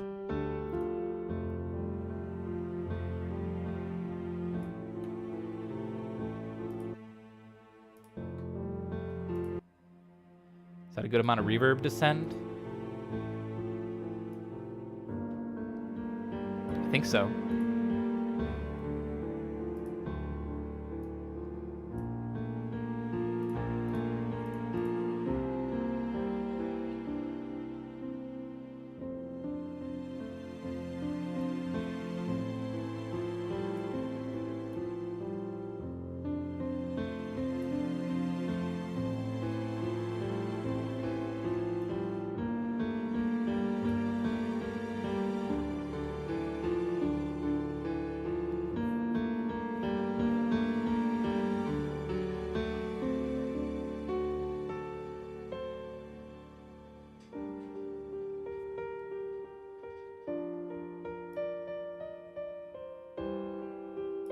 There we go. That's pretty good. First episode was the 4-episode serial beginning with an Oh, come on. Okay. Control S. My monitor went out, so I got to go fix it real quick. But we actually might have ourselves a finished track. Then I guess I haven't seen the very, very first episode from 1963. I don't know which one I saw. The first one I saw, they were in some Mayan temple. And it sucked. If I haven't said that already.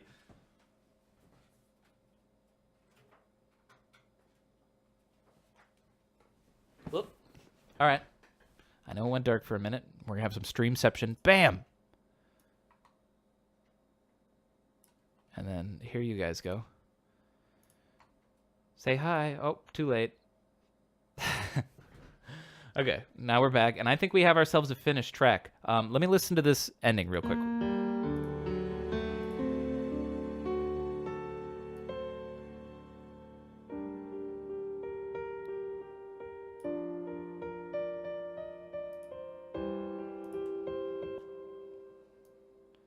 Let's get rid of that.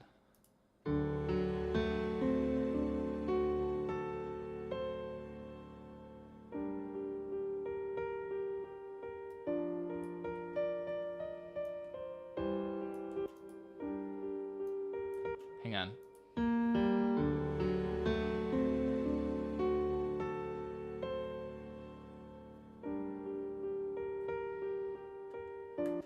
So one last thing is you can still hear the piano from this one fading out now. It's because it's not listening to the pedal of the last one. What if we did this?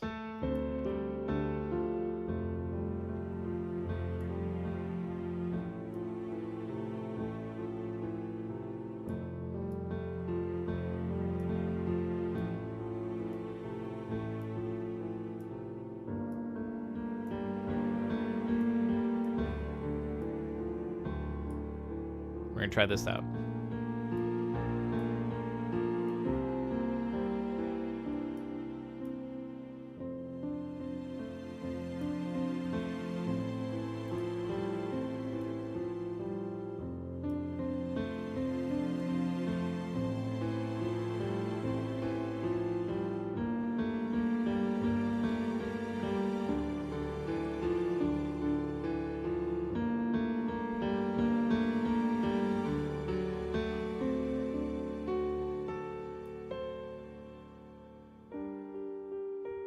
Yeah, that's better. Okay, let me listen to this from the very beginning again.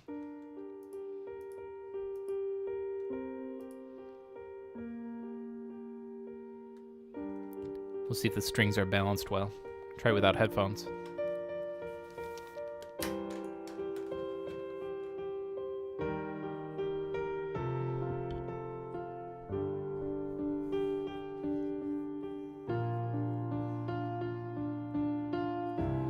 This is such heroic music, oh yes, and then it gets dark and scary.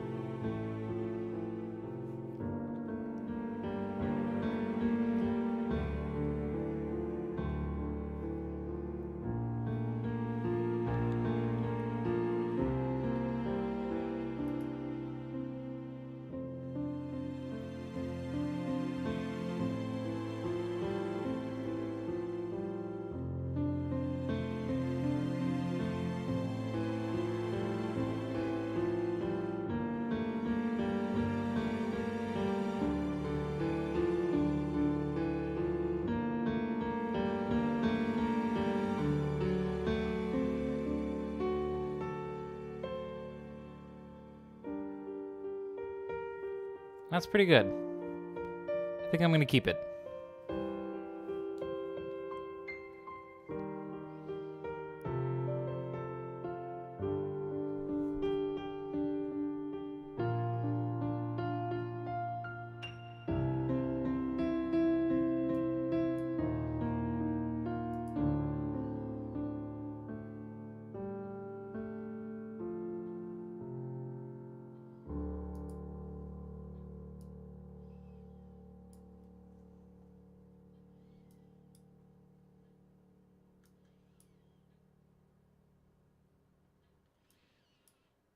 Let's fade out the volume then.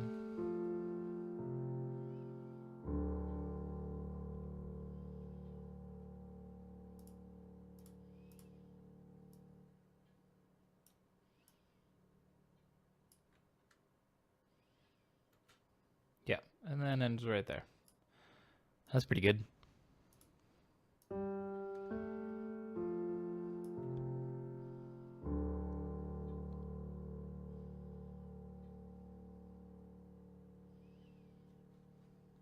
Now, just send it to some indie game developer, right? Any indie game developers around here? Where should we? CT's working on a game, aren't you? You are, right? I'm 99% sure you are. Okay. I'm gonna say this track is done. So I guess when I export this, I'll have to bump this part up to here to give you the MIDI. Might sound a teensy bit off because the only difference is I have that on its own separate track so that this part can hang longer. Because I accidentally recorded this while I hit like the switch or the sustain pedal. That's what it is. So I'll just drag that up and export it later. Well, I say later as in like a minute. But whatever, it'll still give you the right notes if you want to learn how to play this. So yeah, I'm going to call this Tunesday. Not bad for 3.5 hours worth of work. I want to thank everybody for watching, and I want to give a special thank you to Seko. Thank you for that $2 donation as well. I will get you this MIDI as fast as I can. And then otherwise I'm going to export this track, master it, put it up online, and it will be available for download from Bandcamp. It'll be streaming on SoundCloud if that's your thing-a-ling. And yeah, otherwise check back for more Tunesdays. I think I might still do Mario Maker this week. I haven't decided yet. I still got, I don't know. It's always weird that time between Christmas and New Year's when, like, I don't know. My plans are always up in the air, what I'm doing with certain people or with my job or what sort of work I got to do. So I'll see what I can do about Mario Maker. But as always, you know, I'll tweet about it if it's not happening or happening. Did I get your message? I think I did get your message. I need to check Discord. Discord sent me an email because I haven't signed in so long. I'm so bad at Discording, but I'm 99% sure I got your message. I don't remember what it said, but I will look at it and I will respond. Expect a response tonight or tomorrow, probably. If it desires a response. Otherwise, if it's something to just check out, I'll check it out. But otherwise, in the meantime, thanks again, guys, for watching, hanging out. I'll play this one last time as the little outro song. But otherwise, see you next week for another Tuesday. Oh, yeah, you need music for your game. That's what it was about. Well, yeah. Hit me up with the style. Send me some examples of some music that you like, that you think would fit the style of your game or something. You know, if you've seen my other Tunesdays, you'll know I'm pretty flexible on stuff. And hell, if the game's coming out, that's the only requirement that I have for writing music for games is like just release the game so I can put it on a resume and be like, see that game, see that awesome game? I wrote the music for that. That's the number one thing I want out of a job, which is stupid, but you know, it's in that catch-22 of like I can't compose music for a game unless I have a resume of music I've composed for games. So I have to get that resume started. But anyways, yeah, I'm gonna end this one. I'll check out your message, and yeah, as I said, just hit me up on Discord about that and send me some examples of stuff you want to do. We'll get to it. See you guys later. Catch you next Tuesday or next stream or whatever. Have a good night.